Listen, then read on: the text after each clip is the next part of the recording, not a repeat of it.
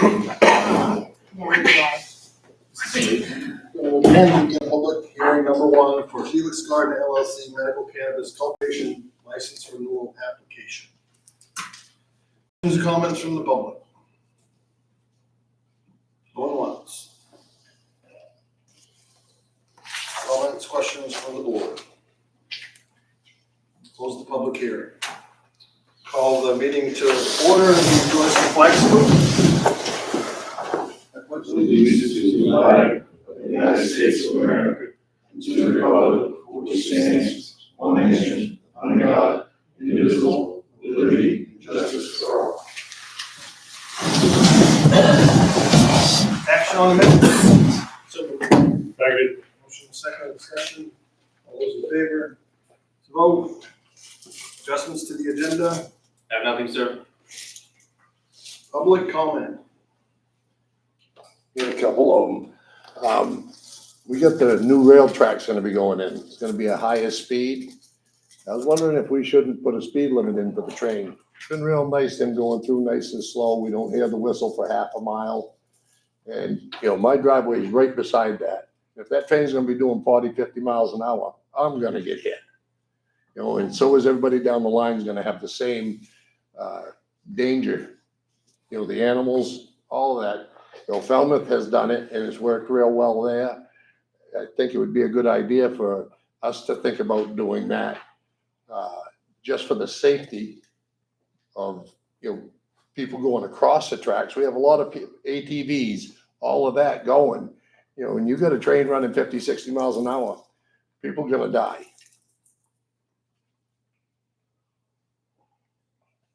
Okay. The town manager, I'm sure can look into that and find out what the process is and I'll follow up. what their plans are. My second thing is, I've asked for pretty much 20 years about being able to buy the metal out of the dump. And I've been told I don't have enough money to buy it. That came from your dump manager. I don't think that that's pretty fair. I mean, I'm a business in this town. That is my business. And they sell it all the way to Brunswick. Alls I've asked for it to be put out to bid. And in 20 years, it hasn't been yet.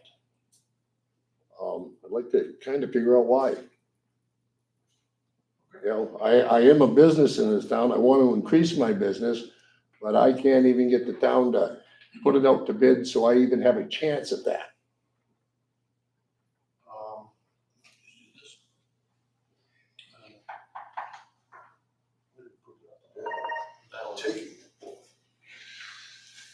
Something we can certainly look at. I don't want to put you on the spot if you have any answers tonight, but we can certainly look at it. I mean, usually it's wherever we get the place in Brunswick or whatever, or Thompson or whatever it is that we get the highest rate from, so.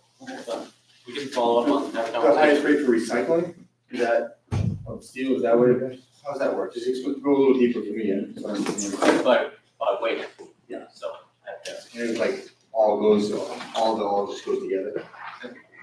I don't know the details. Yeah, they just have a dumpster or a trailer. They just throw it all in there, they weigh it up. And that's what they're just paying light iron price. I don't know if it's all one packet. I mean, metal's one thing, cardboard's one thing. Yeah, the metal is separate from everything else. Yep, we can look into it. But my last one is, I've been signed on with the town for 3 years to tow. Okay, and in 3 years' time, I've gotten 2 tows. Out of thousands of tows that happens on the other companies. I don't want to tow for the town anymore. But I'm just telling you, it's unfair to what they're doing. They have certain favorite companies and that's who they use. Like, I bought a $50,000 truck to be able to service the town. I got 2 calls in 3 years. I think that's pretty cheap.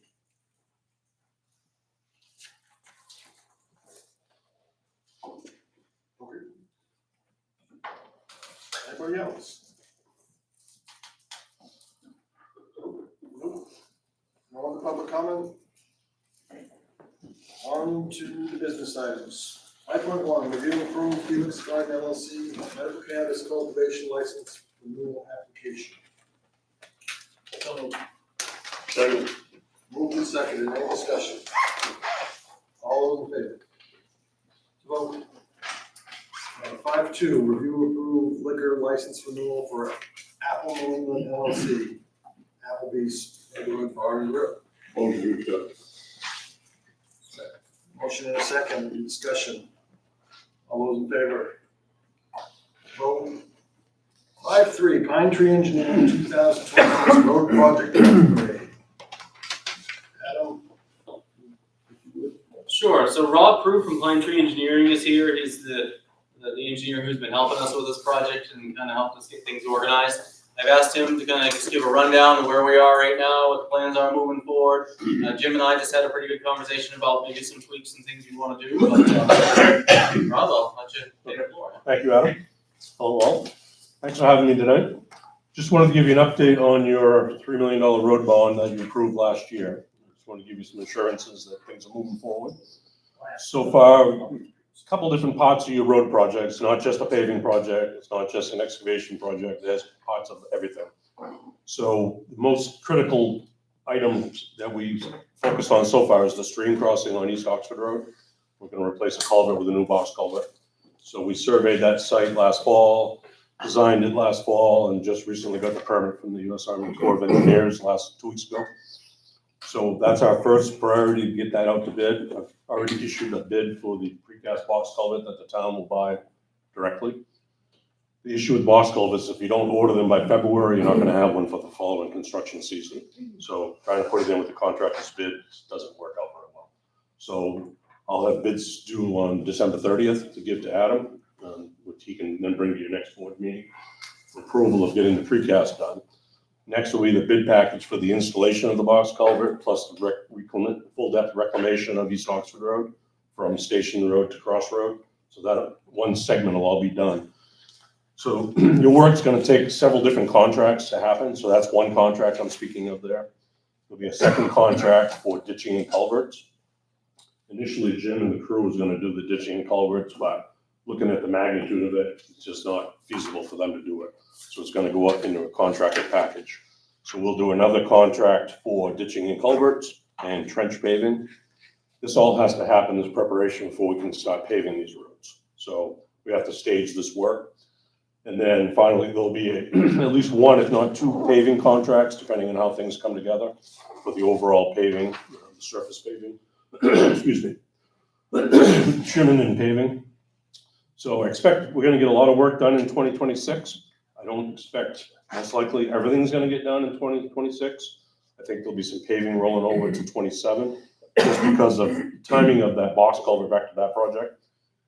In-stream work cannot happen until July 15th by the permit regulations, and you have to be done by September 30th. So the work on East Oxford really has to wait till mid-July, August before that box culvert goes in the ground.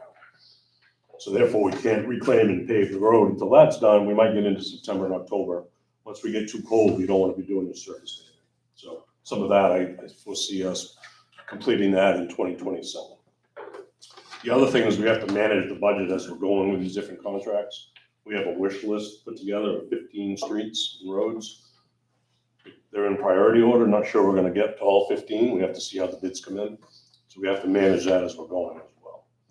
So that's where we're at. Jim and I still have to do a little more field work to delineate ditching and just confirm culvert sizes, which we're going to do some of that next week, so we can get that next bid package out. So in the next couple of months, we'll have several different bid packages going on your behalf. We'll have bid openings here at the town office, other than the boss culvert. That's just an email bid. I'll set that up with Adam. We'll have bid openings here, and we'll bring the results back to the board January, February timeframe. That's my summary. Glad to answer any questions you might have. Questions from the board? Yeah, what about the number 6 road culvert at the airport? Didn't we discuss that As far as what? replacement? Yes, Is that on this? it is. Okay. And now, is that not a box culvert? We're not 100% sure yet. We don't have a lot of flooding where that culvert is that we're speaking of. So there's a possibility we can replace it with what's there now. We need to look into that a little bit more.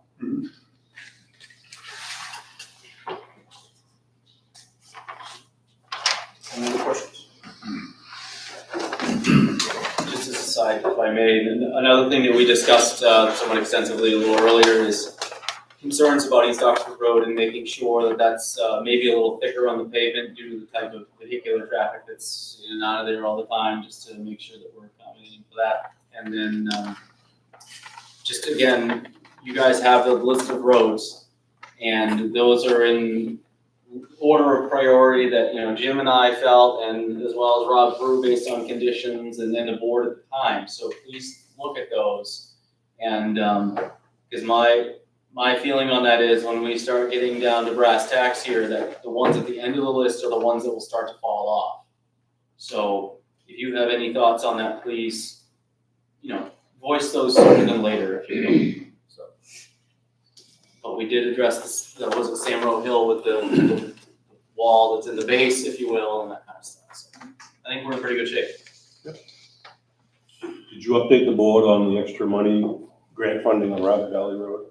No, I have not yet. Yeah, we did have some leftover money from the Rabbit Valley Road grant, which is going to allow us to do a few more culverts on Rabbit Valley Road with leftover grant funds. So, and yeah, so we'll be able to do. We were only allowed to do 3 drawdowns, but they're going to allow us to do a 4th.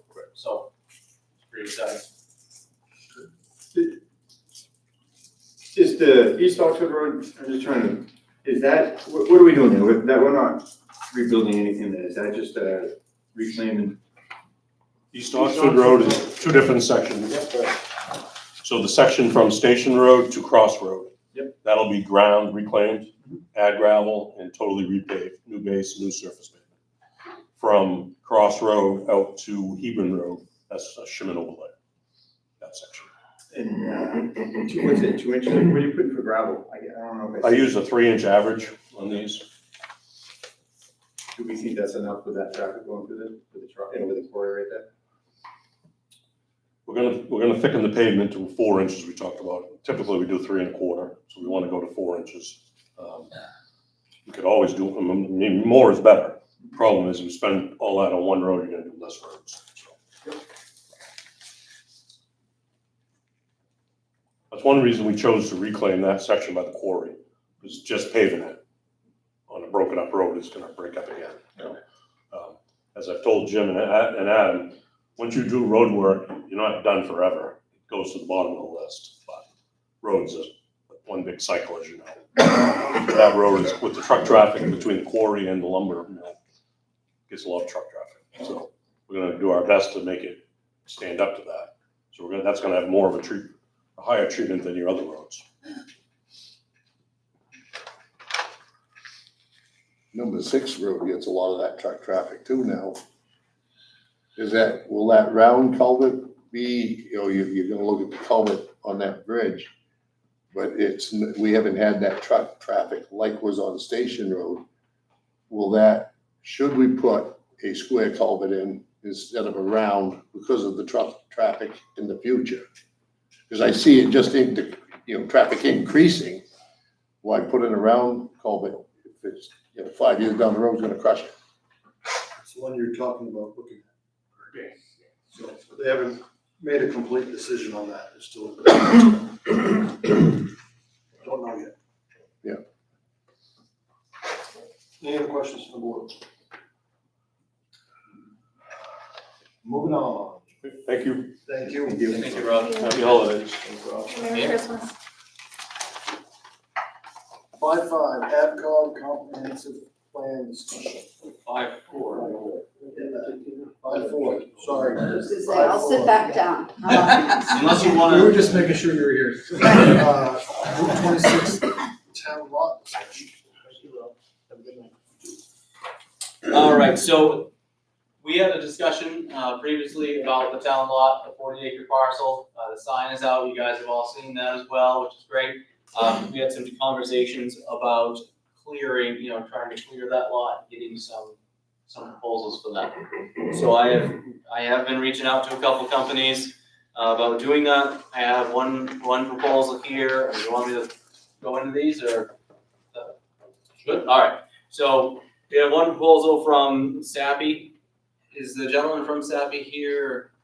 Nope, I don't think he was able. All right.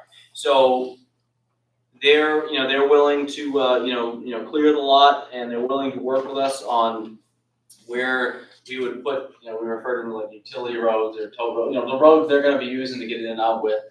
And, if there's any, if the lumber's marketable, then we'll get some, revenue out of that as well. But they're certainly willing and able to do a good amount of road prep work if we tell them where we want these roads to land. I also talked to Maine Custom Woodlands. Now, put things in perspective, I talked to Safi a couple months ago because I was starting to have those thoughts already and was gonna bring that to you folks, but then we had this conversation the other day. So Maine Custom Woodlands and Day Brothers, I didn't get a chance to talk to them until after we talked the other week. So both Maine Custom and Day Brothers both have agreed to look at it. I've had a couple phone conversations. They've come and taken the information about the lot, similar to what you see in your packets, and they're gonna try and have something to us, both of them proposals in January. So, I don't know how far off each of these are gonna be. It sounds like they're all kind of willing to do very similar, similar stuff, clear it, talk to us about where the tow roads are gonna be, that kind of stuff. But the biggest question is, how clear is clear? Do we want no trees? Do we, one of them started talking about, it's more of a thinning versus full clear cut. You guys have any further thoughts on that since we talked last? So there's so many different ways that can go. If you've got wood on that lot that's valuable, are we paying somebody to cut the wood down? Are they paying us to cut the wood down and take the wood? Are you decreasing the value of the lot or increasing the value of the lot if you're selling all the wood off it? I would think we'd be decreasing it if there's valuable wood there. Looking at this proposal, it sounds like there's some very good wood and some not very good wood. But I don't know where I'm not up on value of wood lots and stuff like that. Everybody I talked to in this list all said that it's a mix. Yeah. Everything's a mix in there, so. I certainly would want to see behind the proposal what we're talking about. If we're spending our money to have the trees cut, they're willing to pay us to cut them and take the wood. Because that's what they do. Yeah, what we talked about anywhere here was we didn't want to pay anything to have it. We were thinking we could open it up to make it more attractive to a buyer, so they could, see it, which is not uncommon when you're selling a house lot or something, right? That was kind of the general idea, so that's what happened, so just getting prices. Now, if there's value in the timber and the town intends, to gain some from the timber, I would be for that. Let's harvest the timber and let that reflect in the price of what we're asking. And all these folks have said that there's value in the timber. So I mean, we're not talking about paying to have it cleared. We're talking about either breaking even or having some revenue. We're not talking six figures. We're just some revenue. But the last two on the list they're gonna get back to me with some estimates on what they think that might be. So, We might as well listen to what everybody's got to say, I mean, before we say the life or death of. No, I just wanted to report back to you folks because people seem motivated. Once we get all three of these in hand, I feel like that needs to come back in front of the board so you guys can talk about it and decide if we're going to move forward with one of them at that time. We all agree on that, I assume. Maybe either read it or workshop. Sure, yeah, we could do it as a workshop if you wanted to. Okay. All right, very well, thank you. Nothing else on that one. I pretend that I can read this. 5.5, AVCOG comprehensive plan discussion. Part two, hello. I feel like I should stand so I can see everybody, I can't help myself. So hi, I'm Erica from AVCOG. I do the land use planning over there. So coming here to briefly talk about comp plan and why it is now relevant again, whereas in the past, it wasn't so, used as a document. So I'm just gonna give you a quick overview of what it is before I get into why we're bringing it up now. So If you don't know, it's a long-range planning document, provides a framework for the future decision-making, so whether that be planning board, select board, et cetera, kind of serves as that underlying framework. The plan also serves as the basis for zoning, and it identifies the need for new and revised land use ordinances. The town's required to form a vision statement, a future land use plan, and a capital improvement plan that define priorities and strategies to manage growth over the next 10 years. All that being said, through the comprehensive plan and the future land use in the comprehensive plan, you designate designated growth areas. And with the new legislation that has just come around, and I'm gonna bring these handouts around, the designated growth area is truly becoming relevant for the first time. So I know the last time,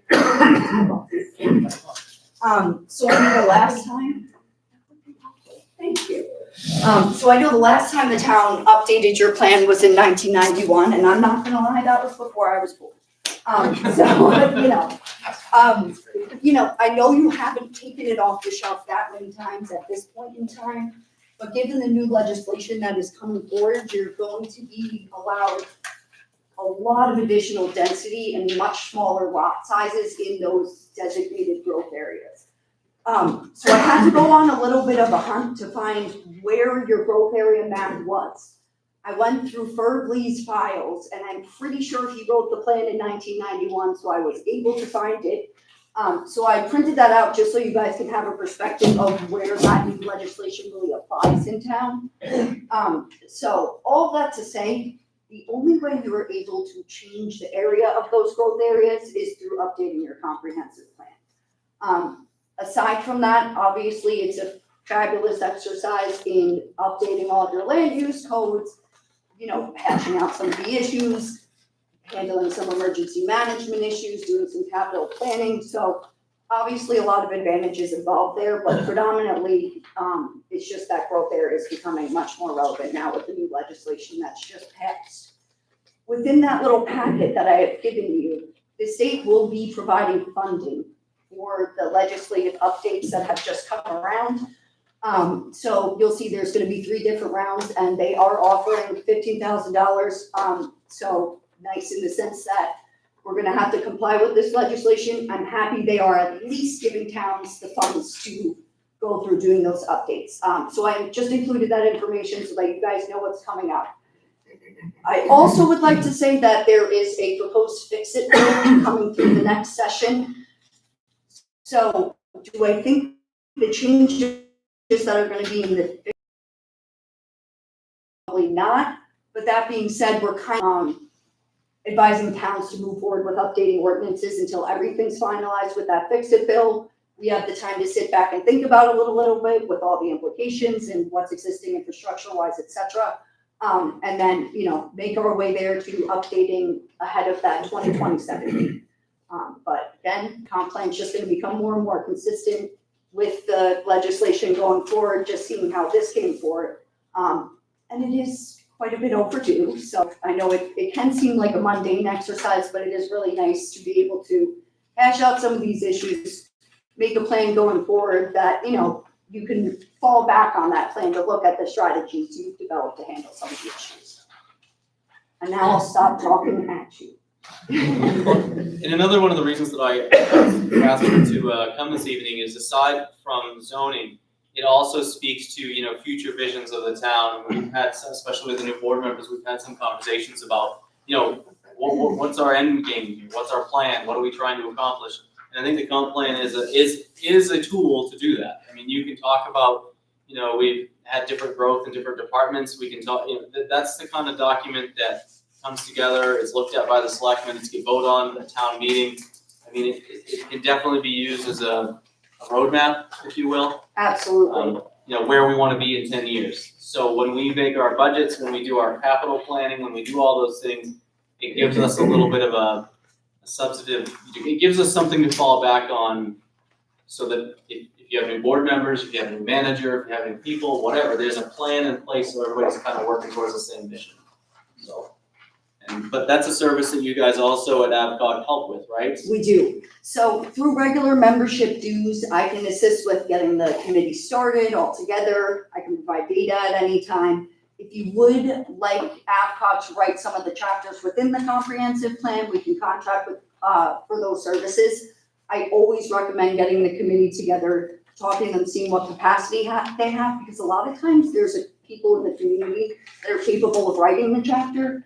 And if they can do that and it can, save the town in some of that contracted funds, then I absolutely think that's a good idea.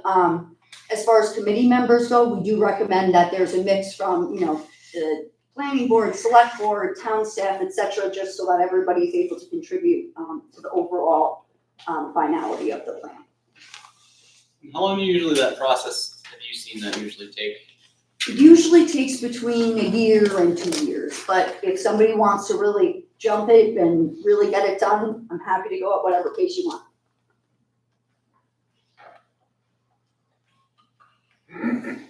Questions or thoughts, or all we got?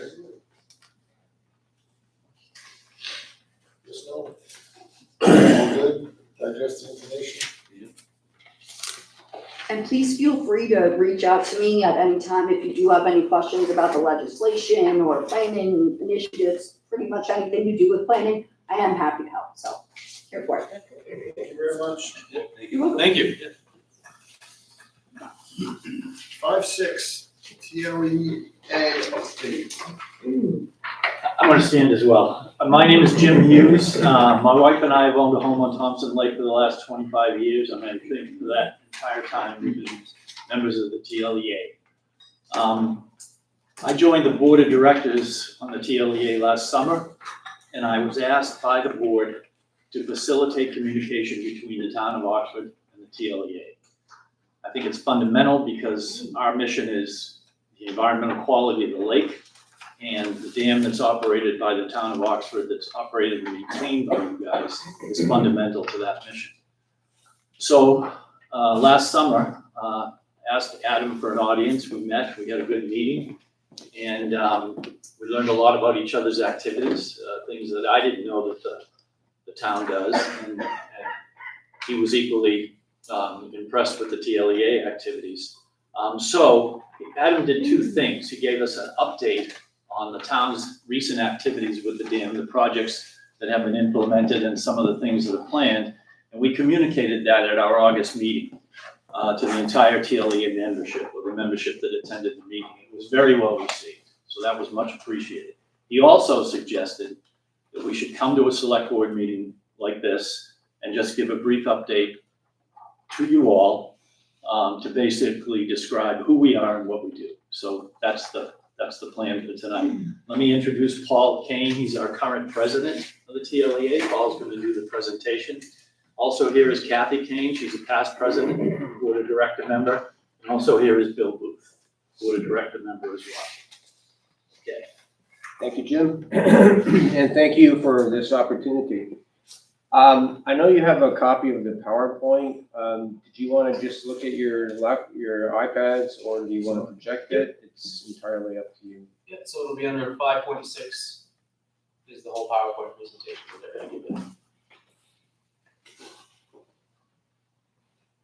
So just use your iPads and tablets? Okay. Well, once again, thanks. So the Thompson Lake Environmental Association was started in 1971 by some concerned property owners around the lake. And initially there was 150 members, I believe. We presently have 500 members. We represent approximately 50% of the property owners around the lake, which is very high, which is high for a lake association. And I really welcome the opportunity to let you know what we do. This is an entirely volunteer organization here. I've selected 6 programs out of, we've got about 9 or 10 programs, but 6 major programs, which I would like to go through. And I'm not sure what the sequence is with your PowerPoint, but try to keep up with me. The 6 programs that I was going to talk about is our invasive species mitigation program, our 319 grant project, our youth conservation corps, the Lake Smart property inspection program, the water quality monitoring program that we have in our education and outreach program. So with regards to invasive species, variable leaf milfoil was first detected in Thompson Lake in the early 1980s. It was a small introduction from, most likely from a boat. Would have to be from a boat. And within about 10 years, it spread throughout the lake, and so that it had infested every major cove in the lake. Any water that's 15 feet deep or less is susceptible to milfoil, and it was throughout the lake. Huge problem.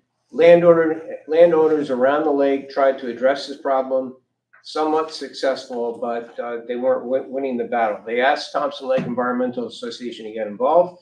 We did. We put together a milfoil removal crew. We obtained a pontoon boat, which has an underwater breathing device. We hired 3 crew members and a crew leader, and they went to work, and over the next 9 to 10 years, starting in 2007, from 2007 to 2016, they were hand pulling milfoil. They were placing benthic barriers, which are tarps. They were harvest suctioning milfoil throughout the lake. And we removed 90% of the milfoil from the lake by 2016. The biggest problem that we had at that point in time, though, was a 10-acre infestation at Pine Point. This is a very thick area of milfoil, way beyond what you could do, what you could address with suction harvesting and hand pulling. So we decided to address that issue, not only because it's in Pine Point, and that's important, but it represented a threat to the entire lakes, because boats come through that area, they fragment the milfoil, and then it goes off to the rest of the lake, start all over again. So we got to work and started a capital campaign in 2017. We raised over $400,000 to address this problem, specifically for Pine Point, and address the other areas of the lake. We went to work, and the crew developed a system of rotating these benthic barriers throughout the 10-acre infestation area of Pine Point. And within 4 years, we have removed basically all the milfoil from Pine Point. And that's where we stand now. However, we are seeing regrowth in the area, which is to be expected. And we need to address that. So presently, as far as the invasive species situation on Thompson Lake, the crew has removed approximately 600 tons of milfoil from the lake since 2008. Most of the work now is being done at Pine Point. The crew spends 80 to 90% of the time at Pine Point, at the Oxford Dam area, in Pismo Beach, where there still is some milfoil. And recently, we toured the area with the main DEP, and we've detected, Alex, who is our crew chief, had detected new growth of milfoil, pretty heavy growth of milfoil at Greeley Brook at the outlet. And that appears to be the source of regrowth in Pine Point. And once again, that threatens the entire lake. So we're making plans already to construct these benthic barriers again, which is quite a process, and place those down in the Greeley Brook area in 2026. So that's our invasive species program. The other program that we have is a courtesy boat inspection program, and that's to prevent invasive species from coming into the lake, which is the most effective way to address this problem. So we hire a crew of boat inspectors who are trained. We staff the 4 public boat launches around the lake on weekends and holidays during the summer.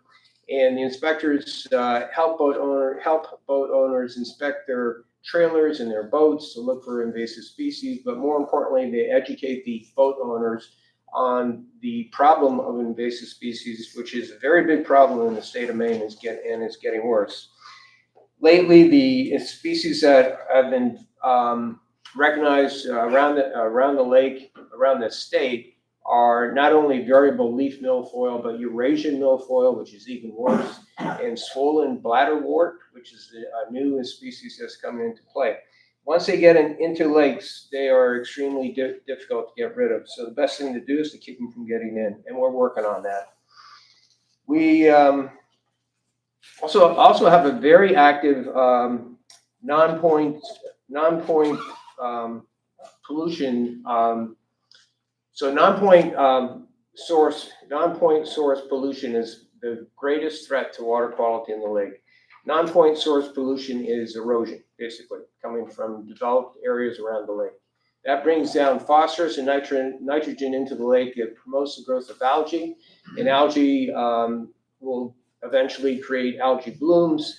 The algae decompose, go to the bottom of the lake, and it takes out the oxygen in the lake. It's the biggest threat by far to water quality of the lake. We put together a watershed survey and performed a watershed survey in 2023, the entire lake. That's 30 square miles of shoreline. We put together a crew of volunteers, 30 to 40 volunteers. We did the whole survey in 2 weekends. Previously, these surveys had been done over a course of 1 or 2 years. That allowed us to put together a water protection plan, which is a 10-year plan, and submit that to the Maine DEP. That was accepted by the Maine DEP, and that qualified us to apply for federal 319 grants, which we did in 2024. We were accepted, so phase 1 of that grant started in 2025.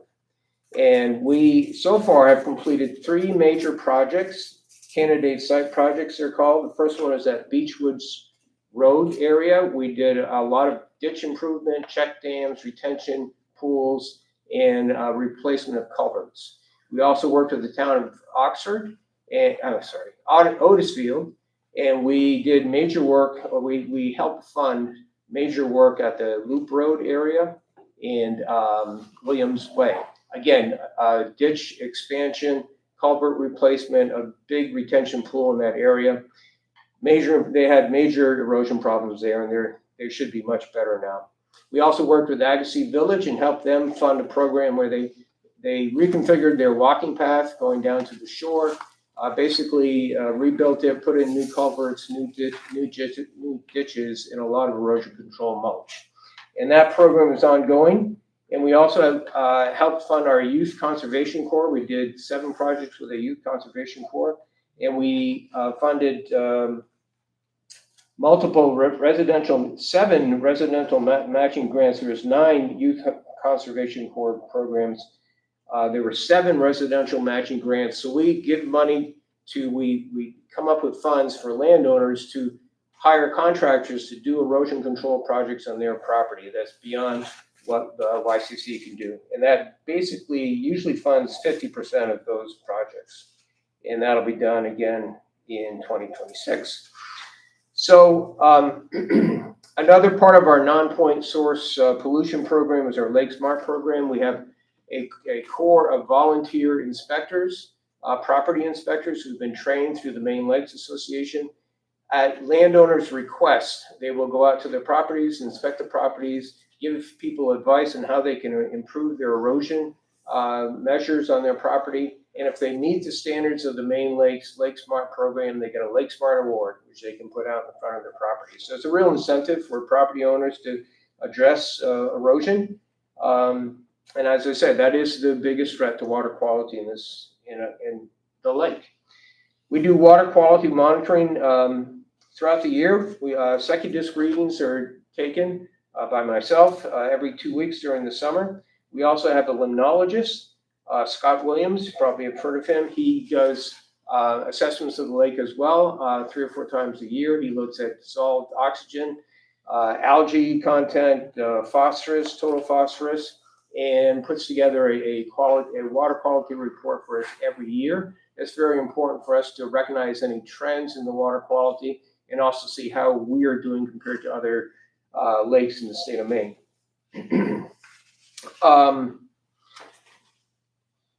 I may have skipped over our Youth Conservation Corps. I'll just give you a little bit more information about that. That is a crew of 3 high school or college age individuals. We have a project coordinator who is usually a professional landscaper who works with this crew. We also have a board director that manages this program. And we work with landowners to give them technical advice on how to reduce erosion on their properties. And the crew will go out and do the manual labor that's involved, putting down erosion control mulch, razor bars, open box culverts, even drip lines and that sort of thing. And for the projects that are approved for the 319 program, which has been all of the projects that we did last year, all the landowner has to do is pay for materials. The labor is covered. So we're pretty happy with that program. We have an educational and outreach project as well.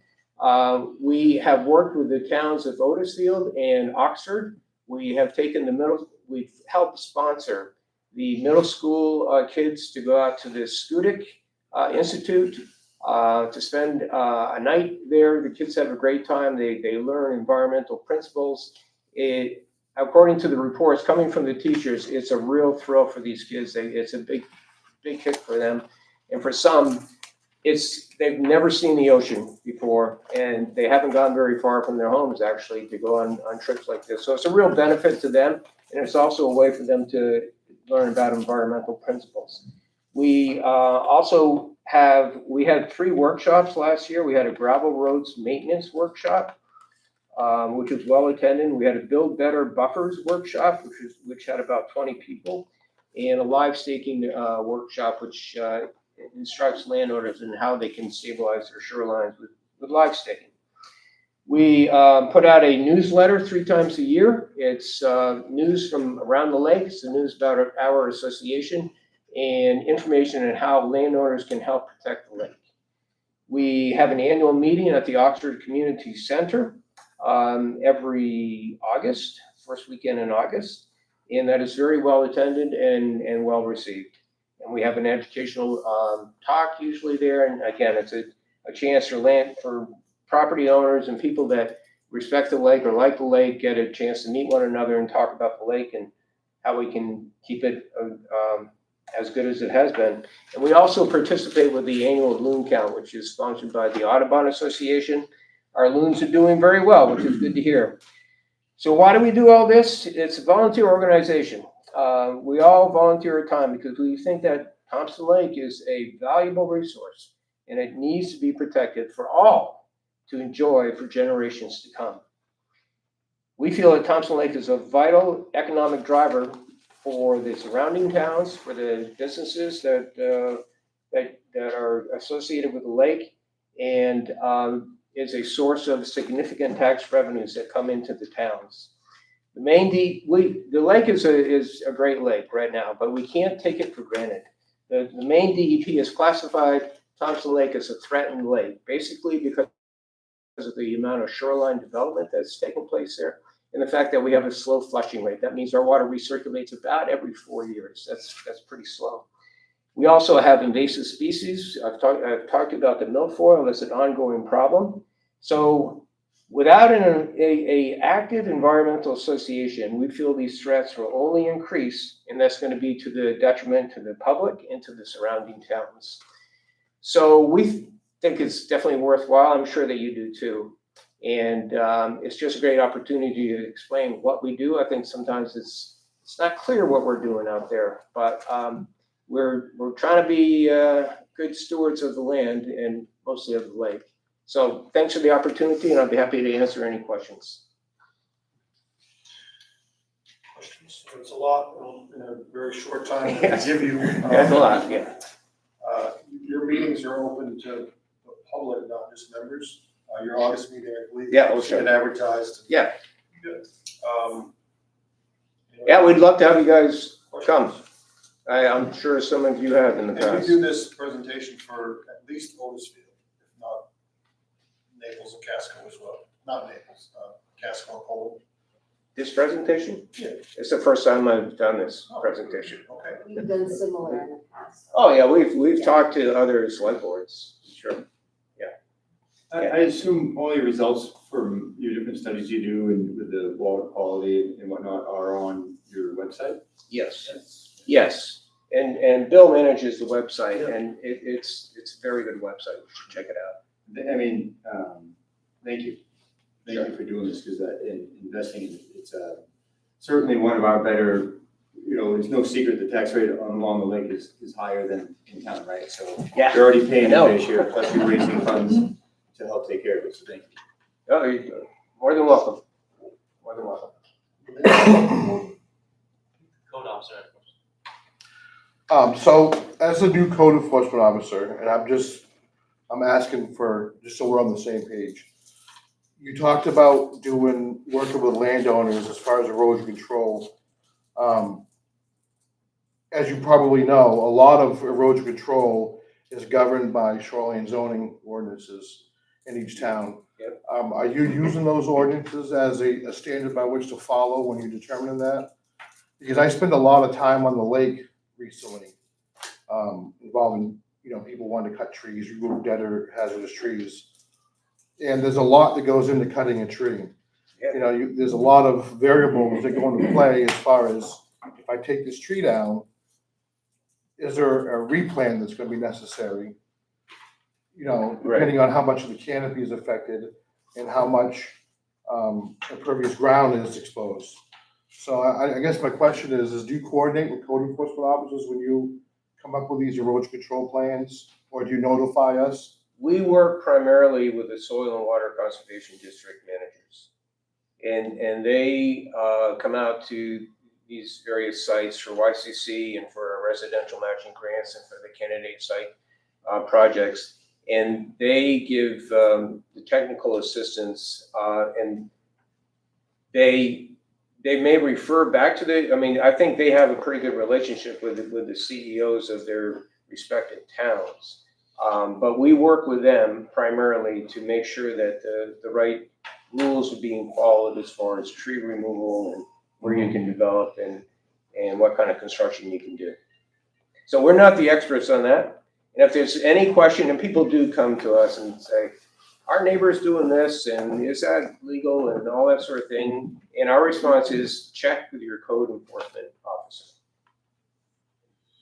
So this is probably a good, get to know each other at another time and make sure. you have We would contact information. like to work with you in the future much more. Anything else from the board? Thank you All very right, much. thank you. Thanks for coming in, guys. 5.7, do we want to go back to? If I may, Let's go back. Mr. Chair, if we could jump back to 5.4, the Route 26 lot, the gentleman from Sappy was able to come, and I think you folks would like to hear what he has to say. How you doing? And I'll leave you this large map. You can look at that later, in bigger format. It's Ethan Biden.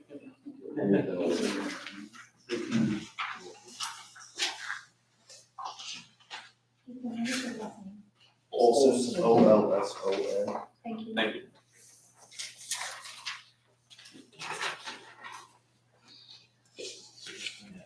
So included there is also a summary of a few other woodlots that the town of Oxford owns, but primarily I want to talk about the Route 26 lot that has the steep filled road on the back side of it.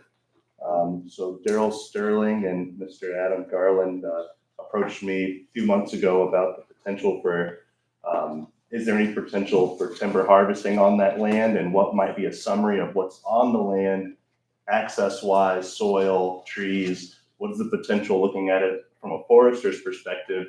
And I think what they're getting at is there means of doing forestry operations to improve the value of this land for potential resale for the town or future development projects. And if you were to zoom out, big picture of that woodlot, it's a highly developed area. You have the raceway, you have lots of roadside commercial spaces, and that's it's a unique spot situated pretty catty corner to the raceway. So if you were to walk around that land, it's certainly old field that somebody in the past had similar thought of clearing the trees for a higher value of that land, and the rocks have been mostly pulled by some pioneer years ago, and it's grown back to a lot of natural forest and what looks like maybe some planted trees. There's a summary of the species here and the average size and just some stats of the land there. Now the rough summary of that is that there's a fairly low stocking of mature white pines, some red pines of some sort. They might have been an introduced species from Europe, or it might be pitch pine. We were kind of scratching our heads looking at it, but nevertheless, there's some scattered white pine that's certainly merchantable, meets log specs, but it's not super heavily stocked.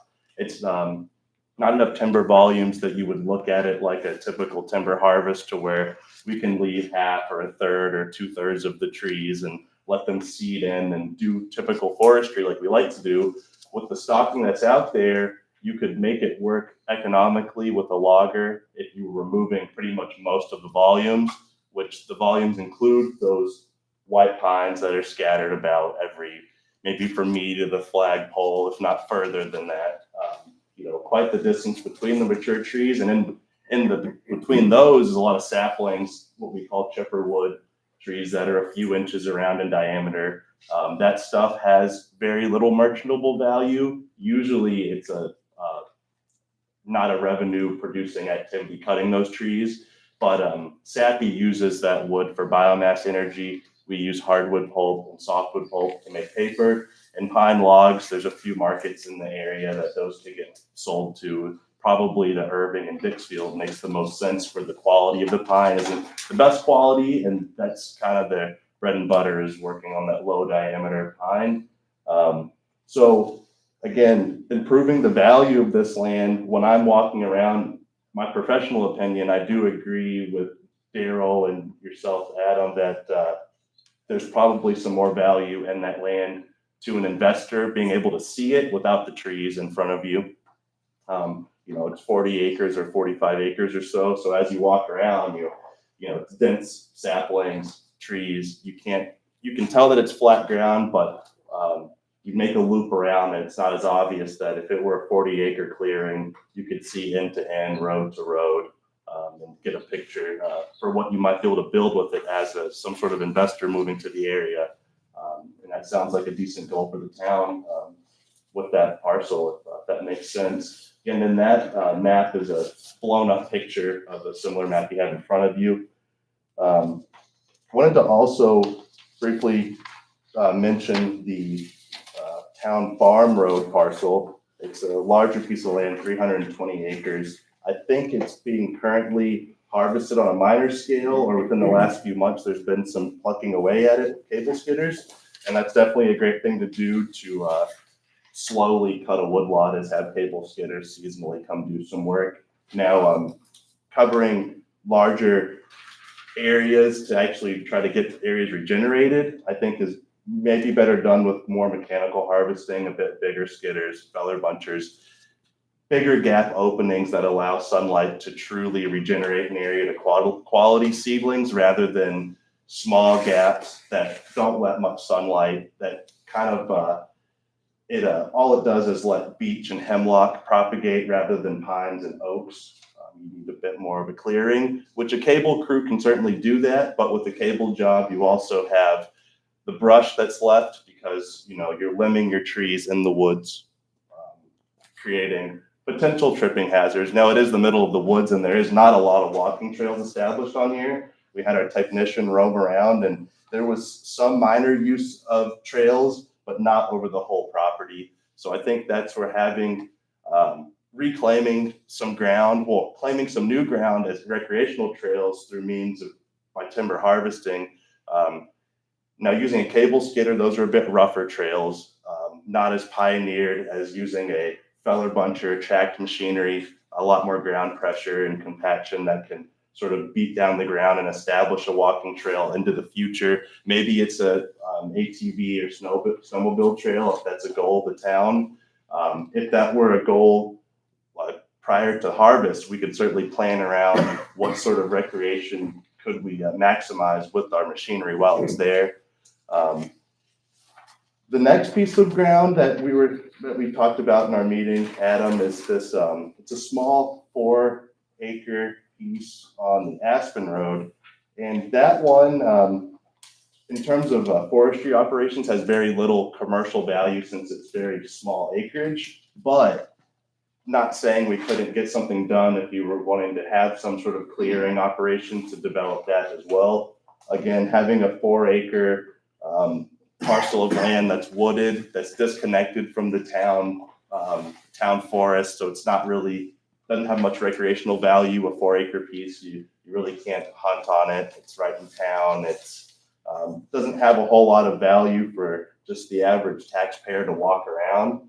Maybe if you lived on that road, maybe walking your dog. So there might be some development value there, although it dips into really wet ground. If you can see on the map, there's some wetland buffer on there. There's also a summary on the back page of that woodlot. And although it does have merchantable wood, there are trees that could be sold to sawmills and paper mills. And we could certainly make that happen for you on that piece. It's just a small one that would have to go as a package with another parcel of land if that ever came up to you guys actually wanting to harvest and possibly develop that. Now, stepping back to that Route 26 woodlot, again, there's a lot of potential there if it were cleared. If you were an out-of-state investor wanting to do some deal, you can actually see the ground and see that it's been leveled off years ago. It's a nice flat, well, really that whole landscape level is flat area in general, but also it was farmed at one point and probably has a plow pan in the soil. And people have already thought what we've been thinking before, that the trees should go off this land. Now, recreational value of this piece, the way it sits, there's certainly some people using it. There's some walking trails out there. It has roadside access from 26 and Skeetfield Road, so there is good, some, obvious recreational use that's currently happening out there, foot traffic. There look to be some ATV trails, whether they're sanctioned or just haphazard. There's some ATV activity there. But yeah, so it looks like it's decently used the way it sits by some people, but there's maybe a bit more potential if you want to develop it. Now, forestry wise, the way you would harvest these trees is, so there's a few different types of logging setups. What you would want here is a logger that has a chipper and that could merchandise all those chips to a power facility, whether it's in Livermore Falls or Sappi in Skowhegan, preferably Sappi because I work there, and that's, we want to represent you as a landowner, but also procure wood at the same time, which again, we're making paper and we need some energy to power the machines, and we do that with wood.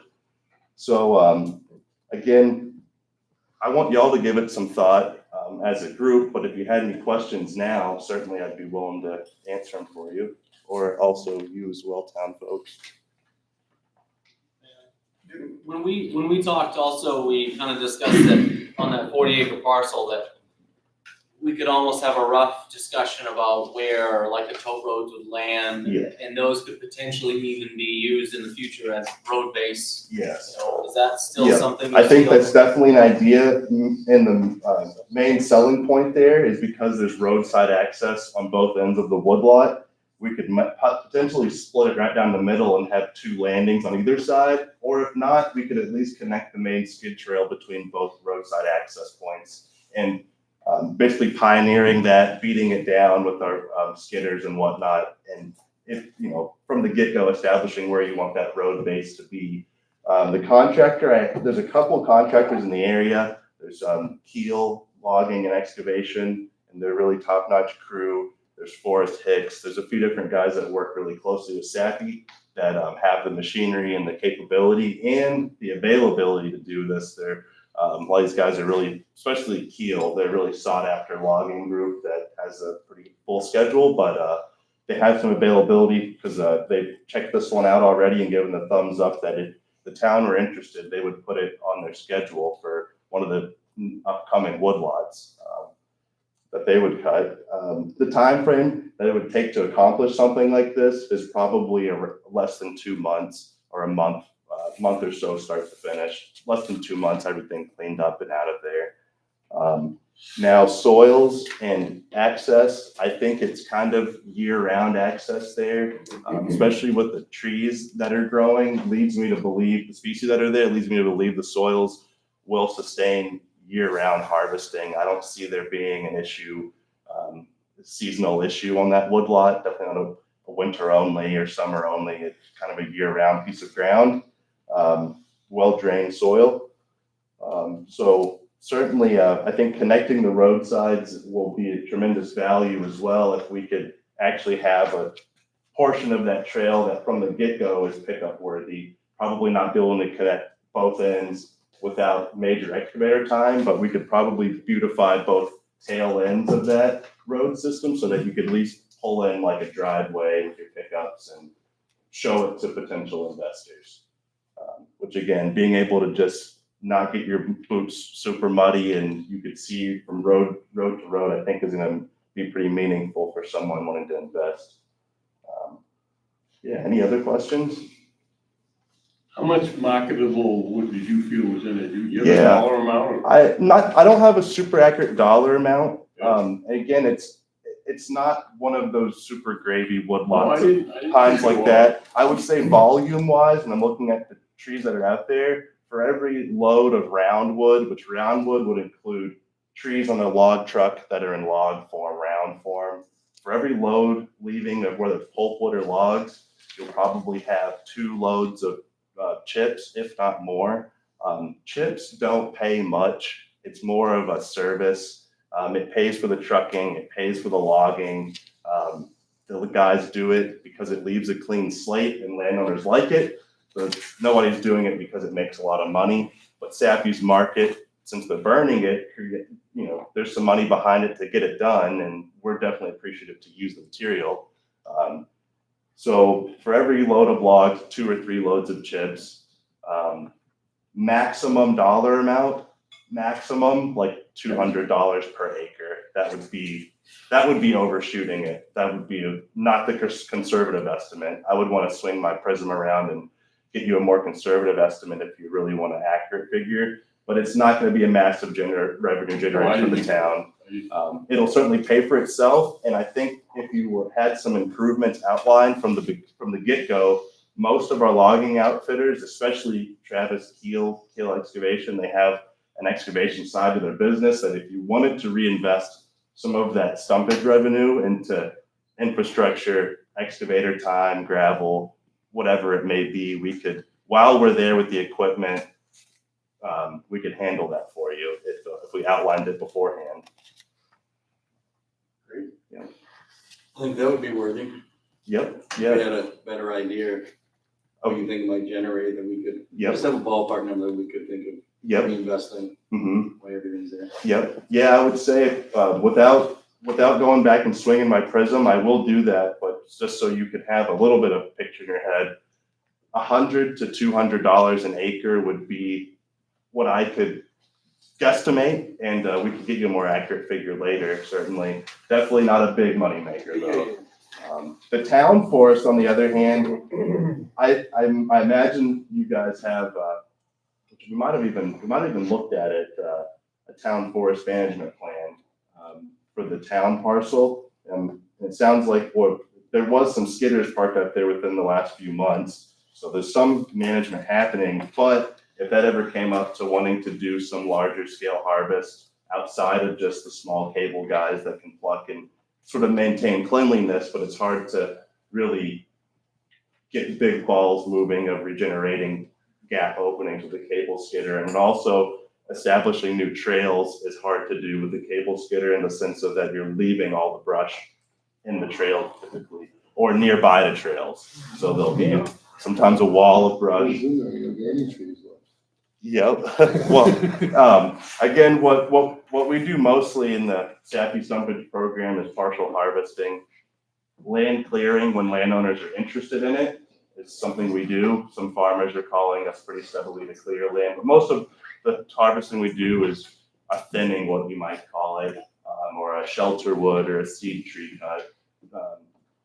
Everything's got the thumbs up from a licensed forester that, you know, we're generally looking for something that is a, we want to be able to market it on our website and do things that look nice. Same thing with our contractors, Travis Keel, if you were to look at his marketing material, it's just beautiful projects, one after the next that they've done. And that's what we want to do for you guys as well. Whether it be a clearing on the Route 26 parcel or partial harvesting, we can make either of those work. And I definitely will get back to you guys with a more accurate figure of what it might generate.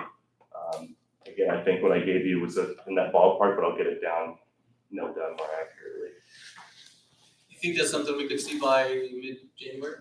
I think if you guys gave the thumbs up, starting point would, just with each woodlot that we're cutting is in that 40 to 100 acre range. And what we have on the schedule right now, already laid out under contract, that'll probably push us probably late February at the earliest. Oh, I mean for a proposal as far as.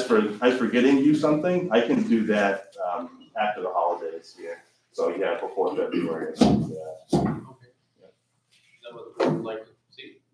Sure. Yeah. And if you guys, if it started to make sense and you guys had a more defined plan, again, you can think of our availability, what I just mentioned. The earliest time frame would be late winter, early spring, but if you wanted to plan it out for a later point, that's no issue at all. And again, sitting together with the big map and drawing on a road and having a few walks before anything happens is certainly the way we'd like to do it. Make sure it gets done the right way, one and done, especially for the town folks. So it's value to everybody. Appreciate Thank you that. very much. Thank you. Thanks. On to 5.7, review pending foreclosure list. So I'd ask the town clerk if she would go over this for us. She's prepared a list and a spreadsheet that you all have in front of you. So if you take a look at the spreadsheet, these are, these amounts that you're looking at are for the FY 2024 tax year only. And I'm just telling you a list of what we have, that they're currently, as of today, the taxes are still not paid, so they will be going into the foreclosure process. I've highlighted the ones that were waived previously from the 2023 would have been foreclosed on, and the board chose to waive them. If you do an asterisk by the number, that's telling you that the taxes are still unpaid from the previous foreclosure waiver. And I've given you a total of what that amount is for, and this is only for the tax year 2024, these outstanding taxes on these pieces of property.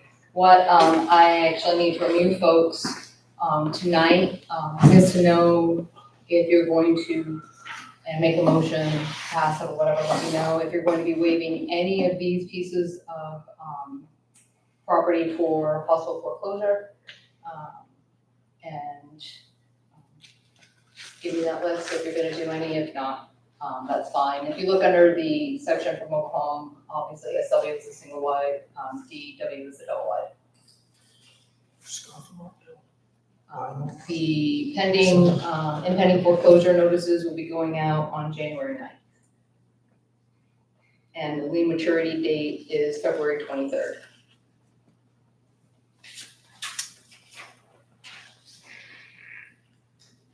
Kathleen, can I just ask why we would waive some and, or just so I know? So the board has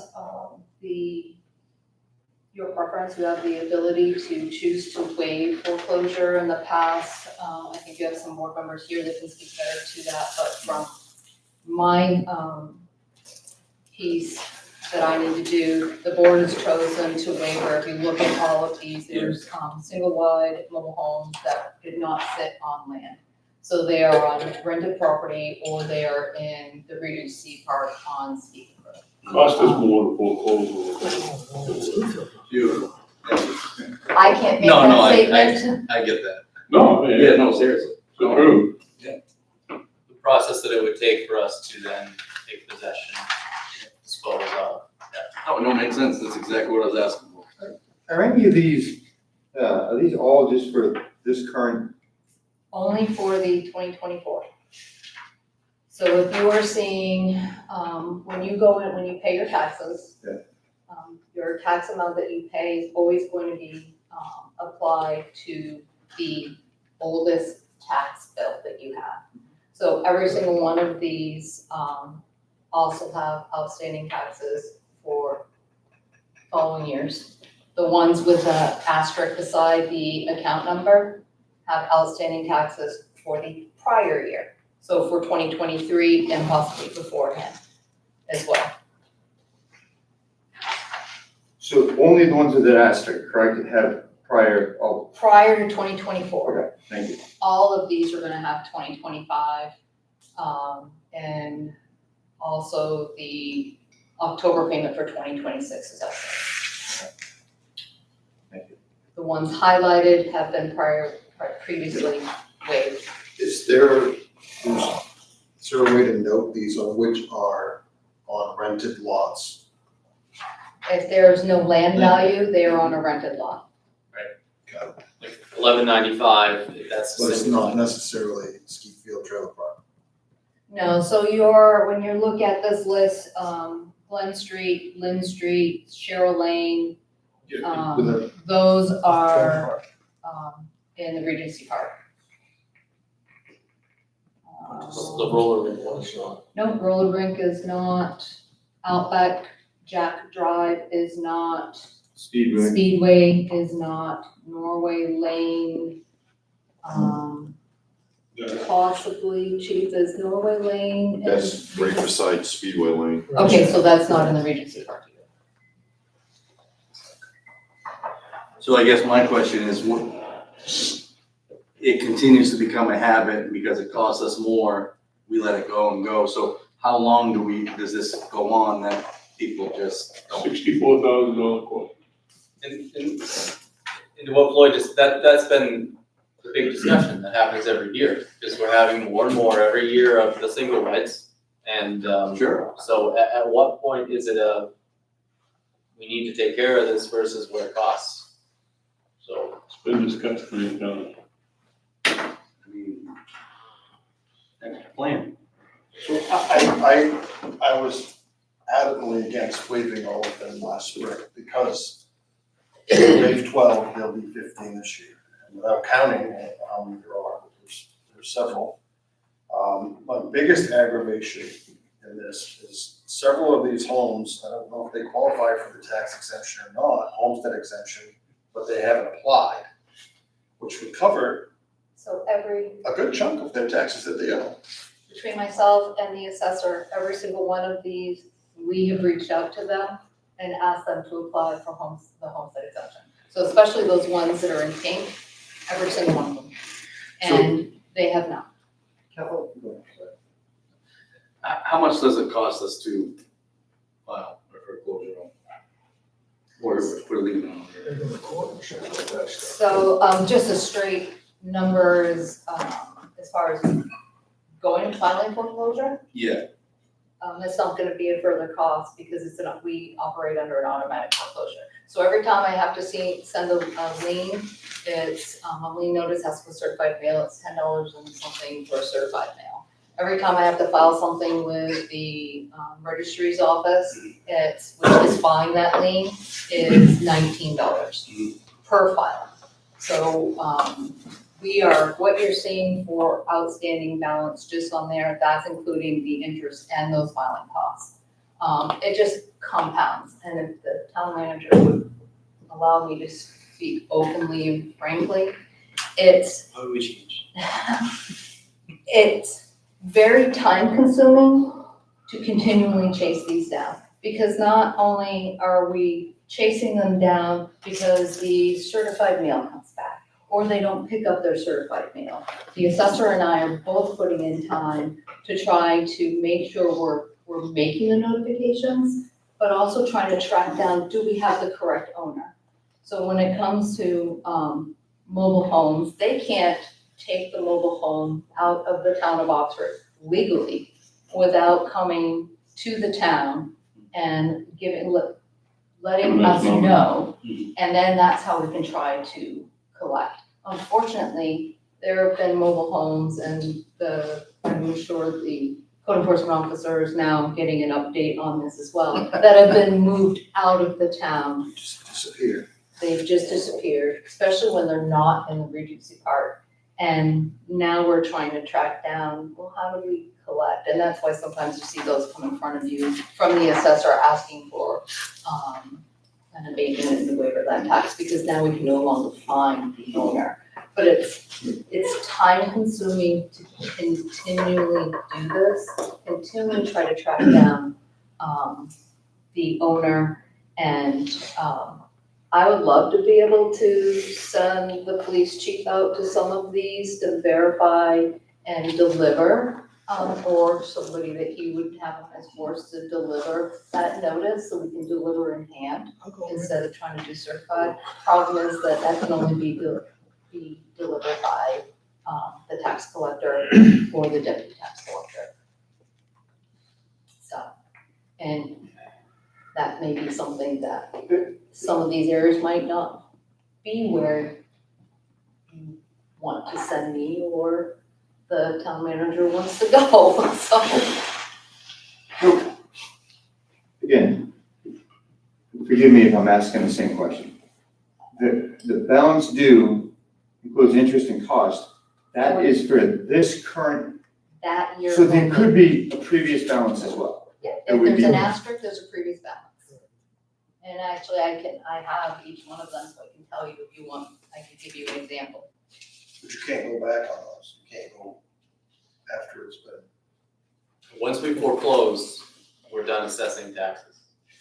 Correct. When we foreclose, will we be receiving any back taxes? That's, I guess that's what I'm trying to ask the question is. You will, the lien is still in place. So to get to a foreclosure, you've placed a lien on this property. So nothing can happen with this piece of property if they wanna sell this, whatever it is, real estate, mobile or land only. If they want to sell it, the town always has, a interest in that tax amount that's still owed. So if I look at 893. Yeah. Sell that one. Yeah, I mean, and that's essentially kind of a smaller amount. Total owed right now is $1,083.29 between all tax years.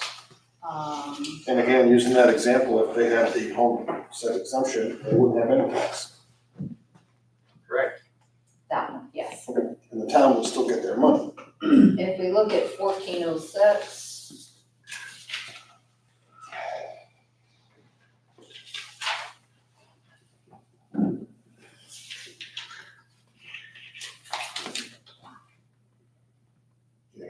That one has, taxes back to 2022, and that amount is $1,156.22. So the time that we're continually trying to chase these down, is frustrating. And if you chose not to foreclose, I mean, if you chose to move forward with foreclosure, before you foreclose, these individuals have 90 days to pay their taxes. But it's very hard when they receive a letter saying, you owe this tax, but the board has chosen not to foreclose. They're not gonna pay it. There's a group of, yes, I mean, and you can make the argument, and I'm That's just I'm logic. speaking from my frustration as a town clerk, which is very different from what the town manager deals with and what the select board deals with. So Please It forgive just- my taxes. if you do, yes. You'll have everybody in here If asking for you that. did choose to foreclose, there is 90 days that they have to pay their taxes, and then you're done if you don't foreclose. And that's great. But I if just they want- don't I pay want in the 90 taxes. days, then you are stuck with something that you have to do something. Right, so to step off from that point, if you have a mobile home on a rented lot, it is the owner who pays the central lot rent. In this case, we foreclose, the town becomes the owner. So we may be looking at potential lot rent, that's one risk that we run. Another risk that we run is maybe we have to then be responsible for removing said mobile home. And I don't know how much it costs to haul one and then dispose of one, but I don't imagine that's cheap these days. So when you take those, that's why this always runs into a brick wall. It's because I agree 100% with everything the town clerk said. And when it comes to, like was just said, forgive my taxes, 100%, the moral principles of this, yeah, these people need to pay their taxes. But when you get down to the dollar and cents point of it, you're looking at a lot of money sitting here on this spreadsheet.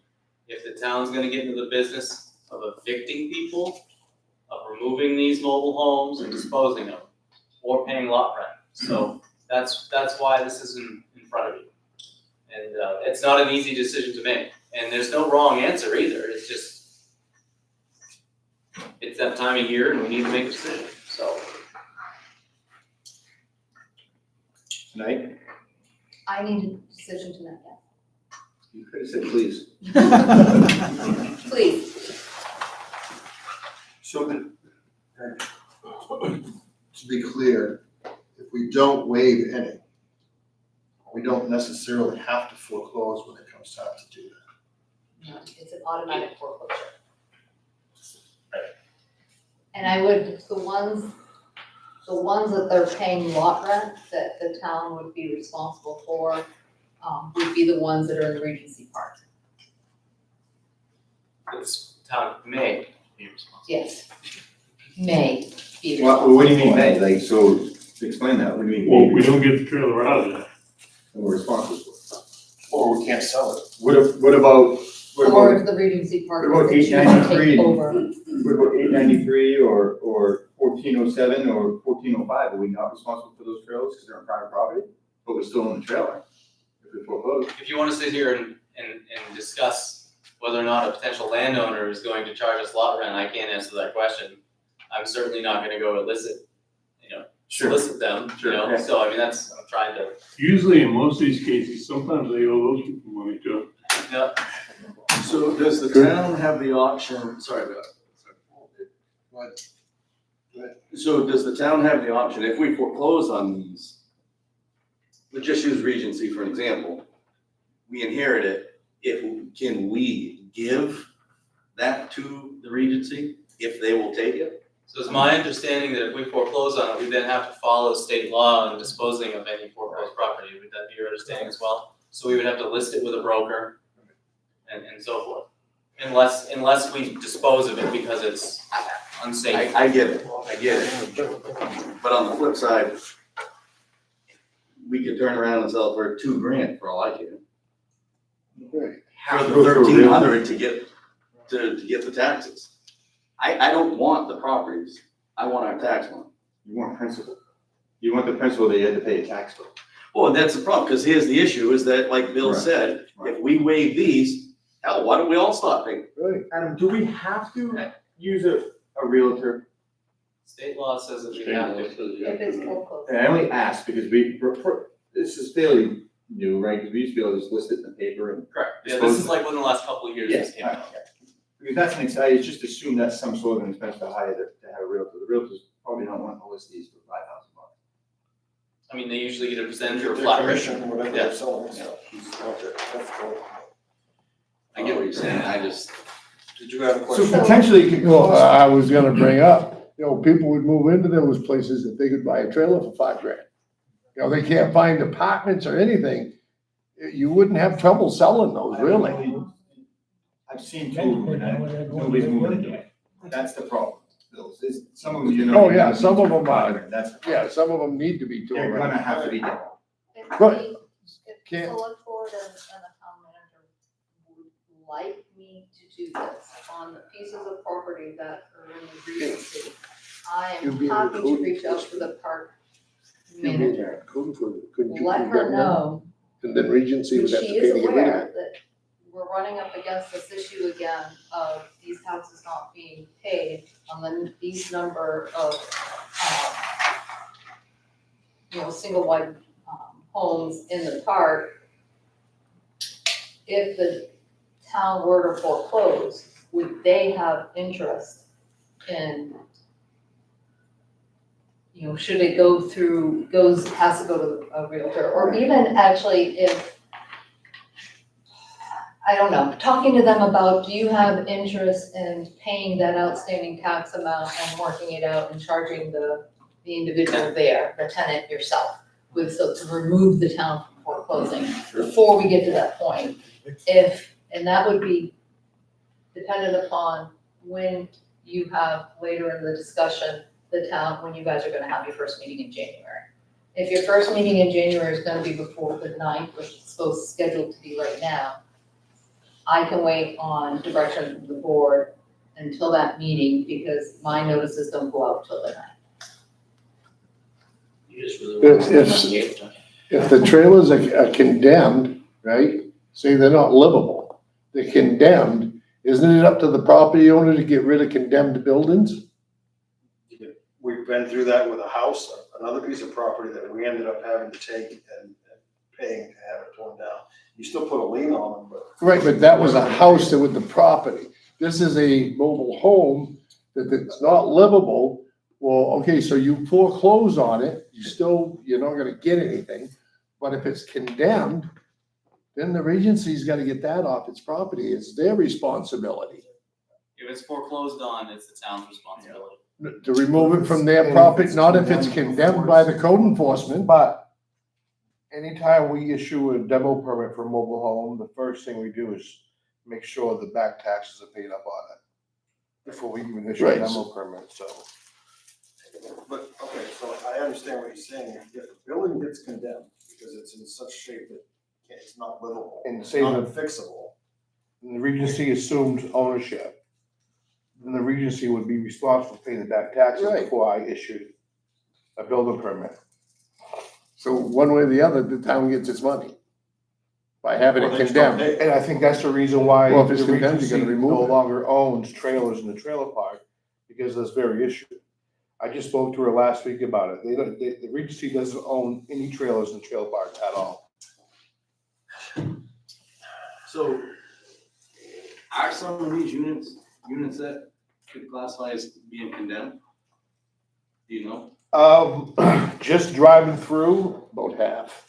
there are a few that are questionable. I'd have to research, the criteria for a mobile home and And I'm You know, 'cause it specifically falls just under referring HUD, to the so. list, not, and nothing else. I'm messing around. If I they're, would like to get a quote from, I don't care if you put it out to bid, find out what it will take to demolish and remove one of these mobile homes if we take ownership of it, and it needs to go. It's about 25 grand. I've done them. 25 grand. About to 25 get rid of it. grand for the waste and everything to go. That's paying the dump fees, roll containers, everything. It's about 25 grand. I just did one a little while ago. Maybe we can get a package to you. Yeah. Dana, here's the problem. Gentlemen, is the humanitarian part of me. I know one of these people. And I know the trail is probably barely habitable. Ricky can attest, he's been there I'm sure been there to these places. Where are these people gonna go? So Not our problem, I get, but a little bit of me says they still have a roof over their head. I get it, and so that's the dilemma I'm faced with, right? They can file for homestead act, they're not, so that's what just so you know where I'm struggling with, that's what I'm struggling with. It is in their plate, and we didn't set them on that course, and I completely recognize that. And that's part of me that I would part of me that my reason that I would like to be able to go out to some of these is to have that discussion, because I can't reach them through certified mail. I don't have the phone numbers. I don't have any other way to have the discussion, other than to have that face to face, like, fill out this form. Just fill out this form for us then, so we can get you listed as a homestead exemption. And then you don't have to worry about this going forward. But, if they're not picking up their certified mail, or any mail that we send them, or if I send, because we've tried those, you're sending it certified and sending the same thing, not certified, thinking that maybe they would need to look at the other piece of mail, and we're not getting responses. Yeah. Absolutely. Yeah. It talked about the last time, try and get them to do the homestead exemption. We reached out, tried to get them to do it. Fair enough, yeah. My other frustration is one of these on this list is that's not in the Regency Park. It's a family member that owns at least on paper, the mobile home that's on family member property, reached out to the other family member that owns the property, hey, not my problem. Okay. So that's frustrating for It me, is frustrating. that, you know, well, And it sounds like it's more than just this year on several cases. Very- Yeah. Same conversation. So that's the only reason I'm a little Last irritated year, about it. well, actually, I think it was the year before, I thought you guys decided that you would look into if there was some agency that would give someone to go with our clerk or a representative of the town to go and talk to these people, to get them to help them fill out the form for the estate. But the thing is, Lois, is that even if they fill out the form today, it's irrelevant because they need to pay the back taxes first. I mean, that's. Okay, then that isn't a solution then, the way they. Well, it's a solution going forward. Right. If the 11 or 12 properties on here that are fully covered by taxes, and that's assuming that they qualify for homestead exemption. They don't own another piece of property that they actually live in. I don't think anybody would be able to. A dozen of them would be fully covered. They wouldn't have a tax bill at all. Did we ever find anybody though that would go with someone to talk to these people? Well, I'm sure we could find somebody that would. Well, I mean- I think Ricky could do a pretty good job. Well, no, I mean, is there somebody that has that job? Your other stuff after that would, then you would have, coming from the board, in front of the board, if you wanted to then, abate that tax amount.